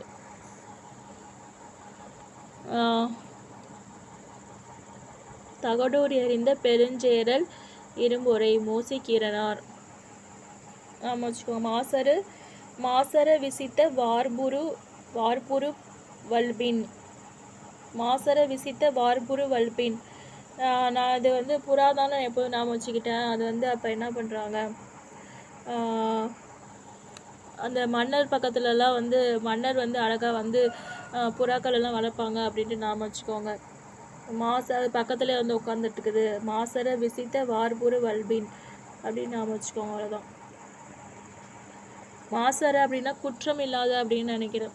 குற்றம் இல்லாத வார்புரு வல்பின். அடுத்து வந்து நூல்வெளி. திருவிளையாடற் கதைகள் சிலப்பதிகாரம் முதல் கொண்டு கூறப்பட்டு வந்தாலும் பரஞ்சோதி முனிவர் இயற்றி திருவிளையாடற் புராணமே முதலில் நான் சொல்லிட்டேன். அடுத்து வந்து புதிய நம்பிக்கை கமலாலயன். வரலாற்றில் மனிதர்கள் வருகிறார்கள், சிலர் வரலாறாவே இருக்கிறார்கள். இவர்கள் பாதையே இல்லாத இடத்தில் தங்கள் காலடிகளால் ஒற்றையடி பாதையிட்டு அதையே பெருஞ்சாலையாக ஆக்கிறார்கள். பலரின் பயணங்களுக்கு வழிவகுக்கிறார்கள். கல்வி அறிவற்ற இரு சமத்தில் ஒற்றை சுடராக வந்து 1000 சுடர்களை ஏற்றுகிறார்கள். இவர்கள் வாழ்க்கை அறிவது கல்வி வரலாற்று அறிவதாகும். அதாவது வரலாற்றில் சில மனிதர் வராங்க போகிறாங்க, அவர்கள் பாதையில் அதை தங்கள் காலடியில் ஒற்றையடி பாதையிட்டு அதே பெருஞ்சாலை ஆக்கிறது. பாதைங்கிறது ஃபஸ்ட்டு ஒரு சிங்கிள் பாதையாக இருக்கும், அதுக்கப்புறம் பெருசாகவும் அப்புறம் பெருஞ்சாலையாக மாறும். அந்த மாதிரி பலரின் பயணங்களுக்கு அவங்களும் பின்னாடி வரவங்களுக்கு அவங்கள வந்து லீட் பண்ணுறாங்க அப்படின்ட்டு சொல்கிறாங்க. அவ்வளோதான். 1000 ஒற்றை சுடராக இருந்து 1000 சுடர்களாக ஏற்றுகிறார்கள் அப்படின்ட்டு சொல்கிறாங்க இதில். அவ்வளோதான். கவிதை இதில் வந்து பின்னாடி வந்து இது மட்டும் நூல்வெளி மட்டும் தான் படிக்க வேண்டியது. புத்தகம் ஒன்று ஒரு சிறு பெண்ணுடன் வாழ்க்கை நெடுக பேசிக்கொண்டே வருகிறது. உனக்கு படிக்க தெரியாதா என்ற கூற்றால் உள்ளத்தில் பெற்ற அடியானது பிற்காலத்தில் சமையல் செய்தும் தோட்டமிட்டும் பொது இடங்களில் பாட்டு பாடியும் சிறுக சிறுக பணம் சேர்த்து குப்பை கொட்டும் இடத்தில் ஒரு பள்ளியை உருவாக்கிட காரணமானது. உலகெங்கும் மூலை முடுக்குகளில் உள்ள ஒடுக்கப்பட்ட கல்வி மறுக்கப்பட்ட சமூகங்களின் ஒரு குரலாக இருந்தவர் அமெரிக்க கருப்பின பெண்மணி மேரி மெக்லியோட் பெத்தியூன். இந்த மாபெரும் கல்வியாளரின் வாழ்க்கையை உனக்கு படிக்க தெரியாது என்ற தலைப்பில் நூலாக படித்துள்ளார் கமலாலயன். இவரின் இயற்பெயர் வந்து குணசேகரன். வயது வந்தோர் கல்வி திட்டத்தில் ஒருங்கிணைப்பாளராக பணியாற்றுள்ளார். இப்போ வந்து நம்ம கமல்ஹாசன் ஆக்டரை நாம் வச்சுக்கலாம். அவர் வந்து 8th வரைக்கும் தான் படிச்சிருப்பாரு. அதுக்கப்புறம் வந்து நடிக்கிறதுக்கு வந்து இன்ட்ரெஸ்ட்னு வந்ததுனால அதுக்கப்புறம் அதில் போயிட்டார். அப்போ வந்து அவருக்கு படிக்க தெரியாது, ஆனால் இப்போ வந்து அவருக்கு எல்லாமே கற்றுக்கிறது தான். அதுக்கப்புறம் வந்து பிற்காலத்தில் சமையல் செய்தும் தோட்டமிட்டு பொது இடங்களில் பாட்டு பாடியும் சிறுக சிறுக பணம் சேர்த்து குப்பை கொட்டும் இடத்தில் ஒரு பள்ளி உருவாக்கி காணமான. இது எப்படி நாம் வச்சுக்கலாம், அவராகவே வந்து நிறையா அந்த தேடியிருப்பார். அப்போ வந்து அவரே சமைச்சிக்கிட்டாரு அப்படின்னு அமைச்சுக்கோங்க. நிறைய இடத்துல வந்து அவர் சிங்கராகவும் வந்து பாட்டு பாடியிருப்பார். அதுக்கப்புறம் அவர் வந்து ஒரு டான்ஸிங் ஸ்கூலு கூட ஏதோ உருவாக்கிட்டு அதுக்கப்புறம் தான் வந்து நான் டான்ஸ் மாஸ்டர் வந்து அதுக்கப்புறம் தான் வந்து படத்தில் ஆக்டராக இன்ட்ரடியூஸ் ஆனார் அப்படிங்கிற மாதிரி நான் கேள்விப்பட்டேன். ஸோ அதனால் வந்து நடனப்பள்ளி அப்படிங்கும்போது நாம் வச்சுக்கோங்க. அப்போ வந்து மூளையிடுக்களில் எல்லாமே இப்போ அவரை தெரியும் அப்படின்ட்டு நாம் வச்சுக்கோங்க. அவர் வந்து அமெரிக்க கருப்பின பெண்மணி மேரி மெக்லியோட் பெத்தியோன் மேரி அப்படிங்கிற பெண்ணை வந்து கல்யாணம் பண்ணிட்டாரு, அப்படிலாம் பண்ணலை அப்படி நாம வச்சுக்கோங்க. இந்த மாபெரும் கல்வியாளர் வாழ்க்கையை வந்து உனக்கு படிக்க தெரியாது என்ற தலைப்பில் நூலாக படைத்துள்ளார் கமலாலயன். ஸோ இதெல்லாம் வந்து அவருடைய வாழ்க்கையை வந்து நம்ம அதை படித்தோம் அப்படின்னா ஒரு நூலாகவே எழுதிடலாம் அப்படின்னு நாம் வச்சுக்கோங்க. அவர் வந்து குணாங்கிற படத்தில் நாம் நடிச்சிருக்காரா? ஸோ அப்போ குணசேகரன் அப்படின்னு நாம் வச்சுக்கோங்க. இப்போ தயாரிப்பாளராகவும் இருக்கிறாரு அப்படின்னு நாம் வச்சுக்கோங்க. அப்போ கல்வி திட்டத்தில் ஒரு ஒருங்கிணைப்பாளராகவும் இருக்கிறாரு. அப்போ ஒருங்கிணைப்பாளர் அங்கும்போது தயாரிப்பாளர் அப்படின்னு நாம் வச்சுக்கோங்க. அவ்வளோதான். அடுத்து வந்து முன் தோன்றிய மூத்த குடி அப்படின்னா கொற்கை கோமான் கொற்கையம் பெருந்துறை, அதாவது கொற்கை துறையை வந்து கொண்டுள்ள பாண்டிய மன்னன். கோமான்னா பாண்டிய மன்னன் அப்படின்ட்டு நாம் வச்சுக்கோங்க. அதான் ஆன்சரு. பட்டு இது வந்து ஐங்குறு நூறு இது எப்படி நாம் வச்சுக்கலாம்? தூத்துக்குடி மாவட்டத்தினுடைய கொற்கை தூத்துக்குடி அப்படிங்கும்போது நம்ம இது போகிறதுக்கு 500 ரூபாவது ஆயிடும் அப்படின்ட்டு நாம் வச்சுக்கோங்க. பட் எவ்வளோ ஆகுங்கிறது எனக்கு தெரியாது. அடுத்து வந்து வகைகள் பொருள்கோள். பல்வேறு சூழல்களில் வினாக்கள் வினவுகிறோம், விடைகள் கூறுகிறோம். மொழியின் வளர்ச்சி என்பது வினவுவதிலும் விடையளிப்பதிலும் கூட இருக்கிறது அப்படின்ட்டு சொல்கிறாங்க. அதாவது மொழியினுடைய வளர்ச்சி வந்து டிரான்ஸ்லேட்டில் மட்டும் இல்லையா, என்னவா இருக்கான், மொழிபெயர்ப்பில் மட்டும் இல்லையா, கேட்கறதுல கேள்வியில் இருக்கான், பதில் சொல்கிறதுல விடைகளில் இருக்குதான் அப்படின்ட்டு சொல்கிறாங்க. ஸோ வினா அப்படிங்கும்போது 6 அப்படின்ட்டு சொல்கிறாங்க. வினாடிக்கு வினா அப்படின்ட்டு நம்ம போட்டிலாம் நடக்கும்ல. ஸோ அப்போ வந்து மினிட்ஸ் அப்போ வந்து 60 செகண்ட்ஸ் அப்படின்னு நாம் வச்சுக்கோங்க. அப்போ 6 அப்படின்னு நாம் வச்சுக்கோங்க. ஸோ அறிவினா, அறியா வினா, ஐய வினா, குழல் வினா, கொடை வினா, ஏவல் வினா அப்படின்ட்டு அவ்வளோதான் நாம் வச்சுக்கோங்க. அவ்வளோதான். அறிவினா அப்படின்னா தான் விடை அறிந்திருந்தும் அந்த விடை பிறருக்கு தெரியுமா என்பதை அறியும் பொருட்டு. இப்போ நமக்கு தெரியும், ஆனால் அவங்களுக்கு தெரியுமாங்கிறத சில பேர் செக் பண்ணுவாங்க. அதுதான் வந்து அறிவினா. தான் விடை அறிந்திருந்தும் அந்த விடையானது பிறகு தெரியுமா என்பதை அறியும் பொருட்டு வினவுவது. இந்த கவிதையினுடைய பொருள் யாது, திருக்குறள் இயற்றியது யாரு அப்படின்ட்டு நம்ம கேட்குறோம்ல. ஸோ அந்த மாதிரி. அறியா வினானா தான் அறியாத ஒன்றை அறிந்து கொள்வதற்காக வினவுவது. ஸோ நமக்கு தெரியவே தெரியாது, ஆனால் தெரியாத வந்து கேட்குறது அறியா வினா. அதாவது நம்ம அறிவினாங்கிறது நம்ம பர்டிகுலராக கேட்குறவங்கள பொறுத்து இருக்குது. அறிவினா அவங்களுக்கு தெரிஞ்சிருக்கா அப்படிங்கிறது, அவங்க மற்றவங்க தெரிஞ்சிருக்கா அப்படிங்கிறதுக்கு பொறுத்து அவங்க கேள்வி கேட்குறாங்க. ஸோ அறிவினா. அறியா வினாங்கிற போது இப்போ நமக்கு தெரியாது, இப்போ நம்மளை வச்சு தான், நம்ம ரெஃபரன்ஸாக வச்சுட்டு தான் கேட்குறாங்க. அப்போ அதை வச்சு தான் அறிவினாவா அறியா வினாவா அப்படின்ட்டு சொல்கிறாங்க. அப்போ என்னது, அது தமிழில் வந்து எழுவாய் அப்படின்னு கூட நாம் வச்சுக்கோம். ஸோ ஆசிரியரிடம் இந்த கவிதையினுடைய பொருள் யாது என்று மாணவர் வந்து கேட்டல். ஸ்டூடெண்ட் வந்து எப்போவுமே தெரியாது, ஸோ அவங்களுக்கு வந்து எக்ஸ்பிளைன் பண்ணுறது டீச்சர் அப்படின்னு நம்ம வச்சுக்கோங்க. ஐய வினா அப்படின்னா ஐயம் வந்து நீங்கி தெளிவு பெறுவதற்காக கேட்கப்படுவது. இந்த செயலை செய்தது மங்கையா மணிமேகலையா அப்படின்ட்டு நம்ம கேள்வி கேட்போம்ல. அப்போ வந்து ஐய வினா அப்படின்ட்டு இது வந்து யார் செஞ்சாங்க அப்படின்ட்டு கேட்குறது தான் ஐய வினா. அதுலேருந்து ஒரு தெளிவு வரணும், ரெண்டுத்தில் ஏதோ ஒன்று. அப்போ ஏயா பியா அப்படிங்கும்போது ஏவா அப்படின்னு நம்ம டெக் பண்ணுறோம்ல, அதில் அப்போ கிளியராக ஒரு இதில் வருதில்ல. ஸோ அது வந்து ஐய வினா அப்படின்ட்டு சொல்கிறாங்க. கொழல் வினா அப்படின்னா தான் ஒரு பொருளை வாங்கி கொள்ளும் பொருட்டு வினவுவது. இப்போ நம்மகிட்ட கொழல் அப்படின்னா இங்கிலீஷில் என்ன சொல்கிறான், ப்ரொக்யூர் பண்ணுறது. அப்போ வந்து வெளியிலேருந்து கண்டிப்பாக ஒன்று நம்ம வாங்க போகிறோம்னு அர்த்தம். அப்போ ஜெயகாந்தன் சிறுகதைகள் இருக்கிறதா என்று நூலகரிடம் வந்து வினவுதல். அப்போ நம்ம வாங்கிறதுக்காக அப்படி நாம் வச்சுக்கலாமா? ஓகே. அடுத்து வந்து கொடைனா அது வந்து கொலைங்கிறது டேக் பாலிசி, கொடைங்கிறது கிவ் பாலிசி அப்படின்னு நாம் வச்சுக்கோங்க. பிறருக்கு ஒரு பொருளை கொடுத்து உதவும் பொருட்டு வினவுவது. என்னிடம் பாரதிதாசன் கவிதையில் 2 படிகள் உள்ளன, உன்னிடம் இருக்கிறதா? எதுக்கு கேட்குறோம்? உன்னிடம் இருக்கிறதா, நான் கொடுக்கறதுக்காக கேட்குறேன் அப்படின்ற மாதிரி வச்சுக்கோங்க. அப்போ கொடை வினா. ஏவல் வினானா ஒரு செயலை செய்யுமாறு ஏவுதல் பொருட்டு வினாவது. வீட்டில் தக்காளி இல்லை, நீ கடைக்கு செல்கிறாயா என்று அக்கா தம்பியிடம் வினவி வேலையை சொல்லுதல். ஏவல் செய்கிறது. தக்காளியில் நீ கடைக்கு போய் வாங்கிட்டு வா அப்படிங்கிற மாதிரி. அதை கொஸ்டினாக கேட்கும் போது நீ கடைக்கு செல்கிறாயா அப்படின்னு நம்ம கேட்போம்ல, அதுதான் அது ஏவல் வினா அப்படின்ட்டு அர்த்தம். இது வந்து நன்னூல் எப்படி வந்து சொல்லியிருக்காங்க, அறிவு, அறியாமை, ஐயூரல், கொழல், கொடை, ஏவல், தரும், வினா, ஆறும் இழுக்கார் அப்படின்ட்டு சொல்லியிருக்காரு. சுட்டு மறை இது வந்து விடை, இனமொழி விடை, சுட்டு விடை. அடுத்து வந்து விடை வருது. விடை எத்தனை? 1 2 3 4 5 6 7 8 8 இருக்கு. சுட்டு விடை, மறை விடை, நேர் விடை, ஏப விடை, வினாயதில் வினாதல் விடை, உற்றது உரைத்தல் விடை, உருவது கூறல் விடை, இனமொழி விடை என்று விடை 8 வகைப்படும். முதல் 3 வகையும் நேரடி விடைகளாக இருப்பதால் அதை வெளிப்படை விடைகள் அப்படின்னு சொல்கிறாங்க. அதாவது டேரெக்டாக இப்போ நம்ம கேட்குறோன்னா டேரெக்டாக ஆன்சர் வரும், அது வந்து வெளிப்படை விடை. 5 விடைகளும் இப்போ நம்ம குறிப்பு விடைகள் அப்படின்னா இன்டெரக்டாக சொல்லுவோம், அதில் நீங்கள் கண்டுபிடிச்சிக்கணும். அப்படிங்கிற மாதிரி குறிப்பு விடைகள் அப்படின்ட்டு சொல்கிறாங்க. இப்போ வந்து சுட்டு விடைனா இப்போ நம்ம குழந்தைங்க வந்து கடத்தறி எங்களுக்கு அப்படின்ட்டு கேட்கும்ல, இந்த பக்கத்தில் இருக்குது அப்படின்னு நம்ம சொல்லணும். இப்போ யாராவது ஒருத்தவங்க வந்து கேட்குறாங்க, அதை வந்து நமக்கு பதில் சொல்கிறது வந்து சுட்டு விடை, டைரக்ஷன் கிட்டத்தட்ட. அடுத்து வந்து இப்போ வந்து நான் நேர்விடை மறைவிடை இது ரெண்டும் ஆப்போசிட்டாக இருக்கும். நேர்விடைனா உடன்பட்டு கூறுவிடை, கடைக்கு போவாயா அப்படின்னு கேட்குறதுக்கு போமே அப்படின்னு சொன்னால் அது உடன்படு நேர்விடை. அதே நான் போகமாட்டேன் அப்படின்னு சொல்கிறது மறைவிடை அப்படின்னு சொல்கிறாங்க. ஏவல் விடைனா இதை செய்வாயா அப்படின்னு கேட்டாங்கன்னா நீயே செய் அப்படின்ட்டு நம்ம சொல்லுவோம்ல குழந்தைங்களாம். இதனால் நம்ம எதாவது சொன்னோம்னா நீயே செஞ்சுக்க அப்படின்ட்டு சொல்லுவாங்கள்ல, அதனால் இது வந்து ஏவல் விடை. வினா எதிர் வினாதல் விடை அப்படின்னா நம்ம ஒரு கொஸ்டின் கேட்குறோம், அதுக்கு வந்து இருப்பேனா, போவேனா, வந்துட்டேனா அப்படின்ட்டு அண்ணான்னு போட்டு பேசுவாங்க. அதை வந்து அது செல்ஃப் டவுட்டு, அவங்களுக்கே ஒரு டவுட்டாக இருக்கிற பட்சத்தில் அந்த மாதிரி. ஸோ வந்து என்னுடன் ஊருக்கு வருவாயா என்ற வினாவிற்கு வராமல் இருப்பேனா அப்படின்னு சொல்கிறது. உற்றது உரைத்தல் விடை, வினாவிற்கு விடையாக ஏற்கனவே நேர்ந்ததை ஆல்ரெடி நடந்ததை சொல்கிறது, அப்போ பாஸ்ட்டு. ஸோ நீ விளையாடவில்லையா அப்படின்னா கால் வலிக்குதுப்பா, அப்போ வந்து நீ சாப்பிடலையா பல்லு வலிக்குதுப்பா அப்படின்னு சொல்லுவோம்னா அந்த மாதிரி. உருவது கூறல் விடை, அதாவது வினாவிற்கு விடையாக இனிமேல் நேர்வதை கூறுதல். நீ விளையாடவில்லையா என்ற வினாவிற்கு கால் வலிக்கும் அப்படின்ட்டு சொல்கிறது. நீ படிக்கலையா, படித்தா மூளை வலிக்கும் அப்படின்ட்டு சொல்கிறது சும்மா.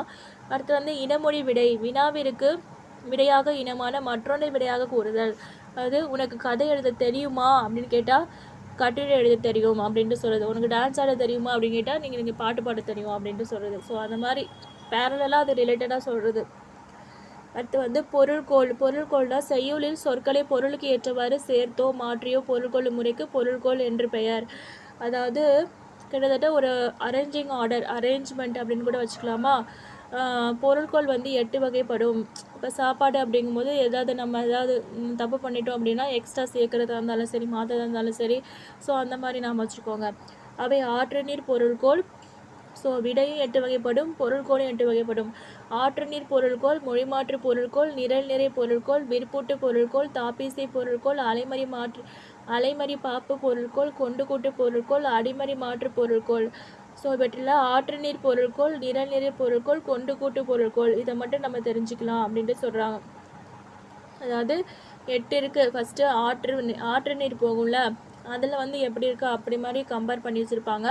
மொழி மாற்று, அப்புறம் நிரல் நிறை பொருள்கோள். நிரல் நிறை பொருள்கோள்னால் அந்த நம்ம நிரல் நிறை அணி இருக்குல்ல அதே மாதிரியே இருக்கும். விற்பூட்டு பொருள்கோள் இருக்குல்ல அது வந்து அது ஒரு மாதிரி. அப்புறம் தாப்பிசை பொருள்கோள், அலைமறி மாற்றி பொருள்கோள், கொண்டு கூட்டு பொருள்கோள். அதாவது கொண்டு கூட்டு பொருள்னால் அங்கங்கே சதறி கிடக்கும், அப்படியே ஒன்றா வந்து இது பண்ணுறது, கிட்டத்தட்ட ஒரு மேக்னெட் மாதிரி. ஸோ அடிமறி மாற்று பொருள்கோள் அப்படின்ட்டு சொல்கிறாங்க. ஆற்று நீர் பொருள்கோள் வந்து நம்ம பார்க்க போகிறோம். சொல்லரும் சூழ்பசும் பாம்பின் தோற்றம் போல் மெல்லவே கரு இருந்து இன்று மேலாளார் செல்வமே போல் தலை நிறுவி தேர்ந்த நூல் கல்வி சேர் மாந்தரின் இறைஞ்சி காய்த்தவே. அதாவது நெற்பயிரானது கருவுற்ற சூழ்பசும் பாம்பின், கருவுற்ற பச்சை பாம்பின் வடிவம் போல் எப்படி இருக்கும், கருவாக இருக்கும், அந்த கருவானது இருக்கும். பின்பு கதிர்விட்டு மெல்லவே கரு இருந்து கதிர்விட்டு ஈன்று மேலாளர் செல்வம் சேர்ந்தவுடன், மேலாளர் செல்வம் சேர்ந்தவுடன் பண்பற்ற மக்கள் பணிவின்றி தலை நிமிர்ந்து நிற்பது போல குத்திட்டு நின்று செல்வமை போல் தலை நிறுவி தேர்ந்த நூல். அதாவது தலை நிமிர்ந்து நிற்பது போல குத்திட்டு நின்று முடிவில் கதிர் முற்றியவுடன் கல்வி சேர் மாந்தரின் அதாவது கற்றவர்கள் வணங்குவது போல இறைஞ்சி காய்த்ததுவே அப்படின்ட்டு சொல்கிறாங்க. வளர்ந்து காத்துச்சு அப்படின்ட்டு சொல்கிறாங்க. சீவக சிந்தாமணி. ஸோ மணி அப்படிங்கும்போது நெல் மணி. அப்போ நெல்மணி எப்படி இருக்கும், பாம்பின் தோற்றம். பாம்புன்னு பார்த்தோன்னே நாம் வச்சிடலாம். கரு இருந்து ஈன்று மேலாளர். கண்டிப்பாக ஃபஸ்ட்டு 2 லைன் அப்படின்னா கல்வி சேர் மாந்தரின் இறைஞ்சி காய்த்ததுவே அப்படின்ட்டு நாம் வச்சுக்கோங்க. அவ்வளோதான். கடைசி லைன் கேட்டு வந்து என்ன பொருட்கோள் அப்படின்ட்டு கூட கேட்கலாம். கல்வி சேர் மாந்தரின் இறைஞ்சி காய்த்ததுவே. நெல்கின்ற எழுவாய் வந்து அதன் தொழில்களான இருந்து, ஈன்று, இருவி, இறைஞ்சி என்ற வினை எச்சங்களை பெற்று காய்த்தவே என்னும் பயனிலை கொண்டு முடிகிறது அப்படின்ட்டு சொல்கிறாங்க. அதனால் என்ன இருந்துச்சு, மணி கிடச்சிச்சு. ஸோ அது வந்து அது அந்த ஒரு பயன் நிலையை வந்து அடைஞ்சிட்டுது. ஸோ அதனால் வந்து என்ன சொல்கிறாங்க, பாடலின் தொடக்கம் முதல் முடிவு வரை ஆற்று நீர் போக்கி போல நேராகவே பொருள் கொள்ளுமாறு அமைந்ததால் இது ஆற்று நீர் பொருள்கோள் ஆகும். ஸோ டைரெக்டாகவே வந்துட்டுதா. ஸோ அதனால் வந்து இது ஆற்று நீர் பொருள்கோள் அப்படின்ட்டு சொல்கிறாங்க.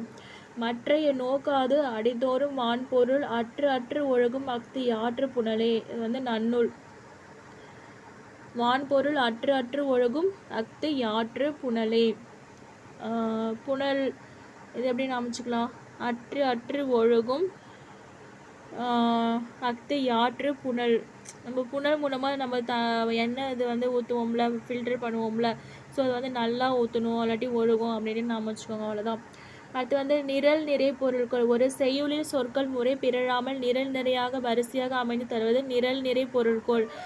முறை நிரல் பொருட்கோள், எதிர் நிரல் நிறை பொருட்கோள். அதாவது முறைன்னு அப்படின்னா ஆர்டர் ஒழுங்கான ஆர்டரில் இருந்துச்சு அப்படின்னா அது வந்து முறையானது இருக்கும் அர்த்தம். அப்போ ஆர்டர் வந்து சரியாகலை அப்படின்னுங்க பட்சத்தில் வந்து எதிர் நிரல் நிறை பொருட்கோள் அப்படின்ட்டு சொல்கிறாங்க.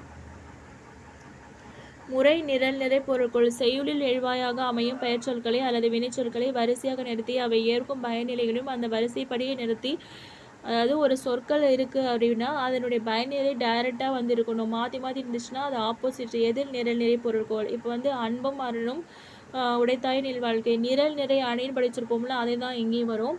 ஸோ இந்த குறளில் அன்பும் அரண் என்ற இரு சொற்கள் வரிசைப்படுத்தி அவற்றிற்கு ஏற்ப விளைவுகளாக பண்பு பயன் அப்படிங்கிறத வரிசைப்படுத்தி உள்ளார். அவற்றை இல்வாழ்க்கையின் பண்பு அன்பு என்றும் அதன் பயன் அரண் என்றும் பொருள் கொள்ள வேண்டும்.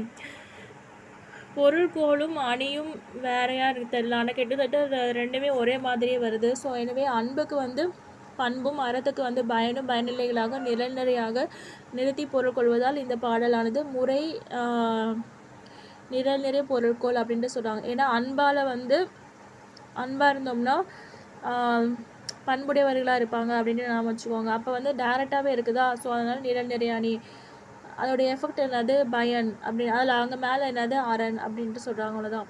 எதிர் நிரல் நிறை பொருட்கோள். அதாவது செய்யுளில் எழுவாய்களை வரிசைப்படுத்தி அவை ஏற்கும் பயனிலைகளை எதிராக கொண்டு பொருள் கொள்ளுதல் எதிர் நிரல் நிறை பொருட்கோள்.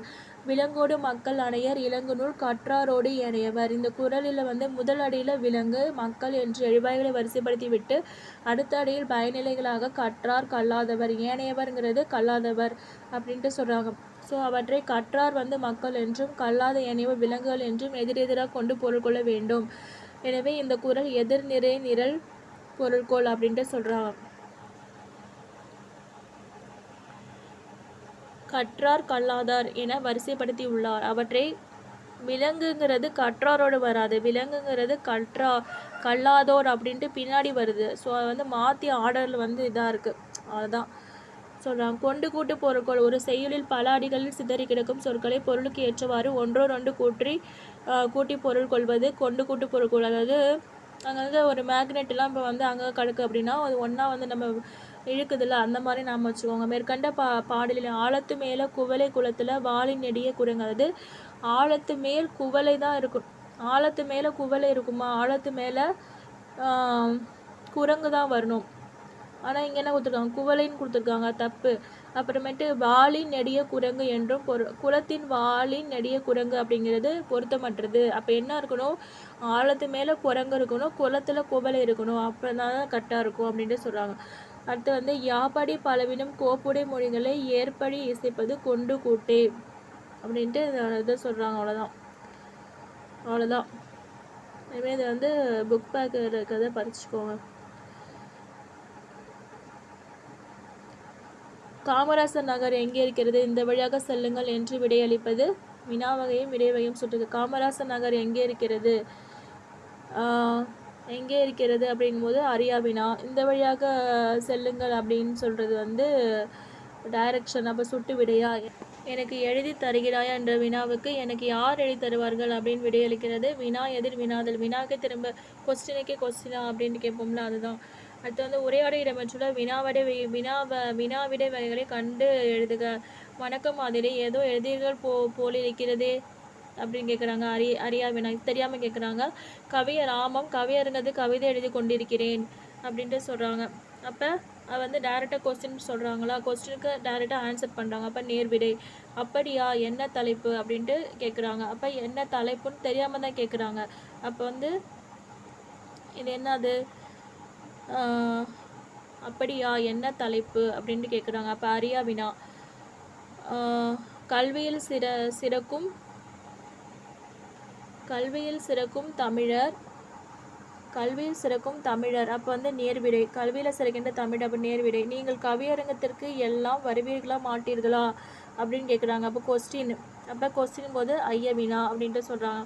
ஏன் வராமல் அப்படின்னு சொல்கிறாங்க. வருவீங்களா மாட்டீங்களா, ஏன் வராமல். அப்போ கொஸ்டினுக்கு கொஸ்டின் கேட்குறாங்க. அப்போ வினா எதிர், வினாதல் விடை. அவ்வளோதான் ஆன்சரு. அடுத்து வந்து மகாபாரதம் தமிழ் படுத்தும் மதுராபுரி சங்கமைத்தும் என்னும் சின்னமன்னர் செப்பேட்டு குறிப்பு உணர்த்தும் செய்தி வந்து சங்க காலத்தில் மொழிபெயர்ப்பு இருந்தது. அதான் ஆன்சரு. அருந்துணைனா அருமை ப்ளஸ் துணை. இங்கே நகர பேருந்து நிற்குமா என்று வழிபோக்கர் கேட்டது. நிற்குமா அப்படின்னு தெரியாமல் கேட்குறாங்க. அப்போ அறியா வினா. அதோ அங்கே நிற்கும். அப்போ டைரக்ஷன். அப்போ சுட்டு விடை. அப்போ இங்கே எங்கே இருக்குது, ஆப்ஷன் இ. அருளை பெருக்கி அறிவை திருத்தி மருளை அகற்றி மதிக்கும் திரளை என்ற இந்த அடிகளில் எல்லாமே குறிப்பிடுவது கல்வி தான். தமிழா அறிவியலா கல்வியா இலக்கியமான்னு கேட்குறாங்க. கல்வி. இடைக்காடனாரின் பாடலை இழந்தவர் யாரு, மன்னன். இடைக்காடனை அன்பு வைத்தவர் யாரு, இறைவன். அப்போ ஆப்ஷன் இ, நெடில் இ. இதில் வந்து கழிந்த பெரும் கேள்வியினால் காதல் மிகு கேண்மை. கழிந்த பெரும் கேள்வினால், அதாவது கழிந்த பெரும் கேள்வினால் என கேட்டு முழுது உணர்ந்த கபிலன் தன் பால் பொழிந்த பெரும் காதல் மிகு கேண்மையினான். கல்வியறிவு உடையவன் யாரு, குலேச பாண்டியன். அடுத்து வந்து காதல் மிகு கேண்மையினான். கபிலரிடம் நட்பு கொண்டவர் யாரு, இடைக்காடனார். அவ்வளோதான் முடிஞ்சிச்சு. சேகுதம்பி பாவலாரின் கல்வி பற்றி அதெல்லாம் தெரியல. அமர்ந்தான் பகுப்பது. அமர் ப்ளஸ் இத்து ப்ளஸ் இந்து ப்ளஸ் ஆண், அமர்ந்தான். அப்போ படற்கை. வினைமுற்று விகுதி. இந்த அறை இருட்டா இருக்கிறது. மின்விளக்கின் சொடுக்கி எந்த பக்கம் இருக்கிறது, இதோ இருக்கிறதே. சொடுக்கியை போட்டாலும் வெளிச்சம் வரவில்லையே. மின்சாரம் இருக்கிறதா இல்லையா அப்படிங்கிற உரையாடலில் உள்ள வினாக்களின் விடைகளை வந்து வகைகளை வந்து நீங்கள் சொல்லணும் அப்படின்ட்டு சொல்லியிருக்காங்க. இதில் என்ன சொல்லியிருக்காங்க,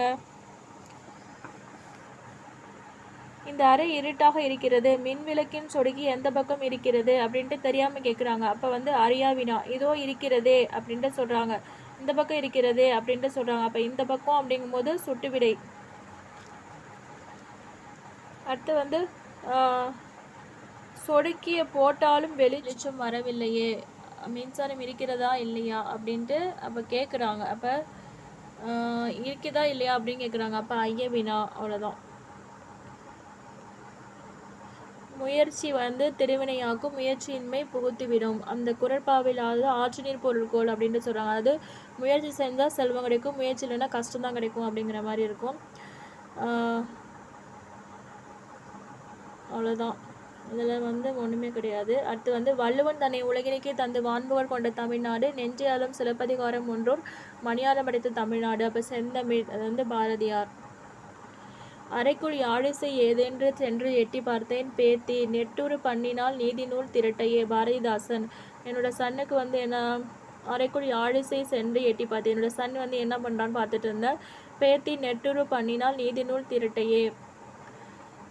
நெட்டுரு பண்ணினால் நீதி நூல் திரட்டையே. நீதி நூல் வந்து அந்த பேத்தி எல்லாமே சொல்லிட்டு இருந்தாங்க. பையனுக்கும் சேர்த்து அவங்க சொல்லிட்டு இருந்தாங்க, அவங்க பாட்டி அப்படின்னு அமைச்சுக்கோங்க. அடுத்து வந்து லியூட் மியூசிக் அப்படின்னா யாழிசை அப்படின்ட்டு சொல்கிறாங்க. கிராண்ட் டாட்டர்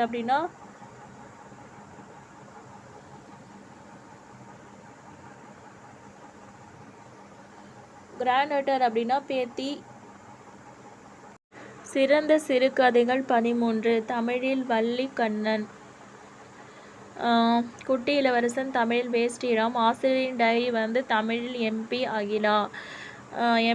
இப்போ வந்து அகிலா வந்து தமிழில் வந்து எம்பி படித்து ஆசிரியராகி அப்படி நாம வச்சுக்கோங்க. அவருடைய இது வந்து அவருடைய குறிப்பு எல்லாமே டைரியில் எழுதி வச்சுட்ருக்காங்க அப்படின்னு நாம வச்சுக்கோங்க. தமிழில் வே. ஸ்ரீராம் அப்படிங்கும்போது ஸ்ரீராம் ராமனா, அப்போ வந்து அவர் வந்து இளவரசன் அப்படின்னு நாம வச்சுக்கோங்க. வள்ளிக்கண்ணன் அப்படிங்கும்போது இது எப்படி 13 தமிழ் வள்ளிக்கண்ணன், இது எப்படி அமைச்சிக்கலாம் அப்படின்னா வள்ளி தெய்வானை முருகனாம், வள்ளி தெய்வானை மேரேஜ் தெரியும்ல, முருகர் கடவுள். அப்போ வந்து வள்ளி வந்து இவங்க ஃபஸ்ட்டு போவாங்க, அப்புறம் வந்து முருகர், அப்புறம் இன்னும் தெய்வானை, அப்புறம் வந்து இப்போ 3 பேர் ஆயிட்டாங்க. அப்போ ஒருத்தவங்க 3 பேர் ஆயிட்டாங்க அப்படின்னு அமைச்சுக்கோங்க. அவ்வளோதான். தேங்க்யூ ஃபார் வாட்சிங். சப்ஸ்கிரைப் பண்ணாமல் இருந்தீங்க, லைக் பண்ணுங்கள், ஷேர் பண்ணுங்கள். அவ்வளோதான். தேங்க்யூ.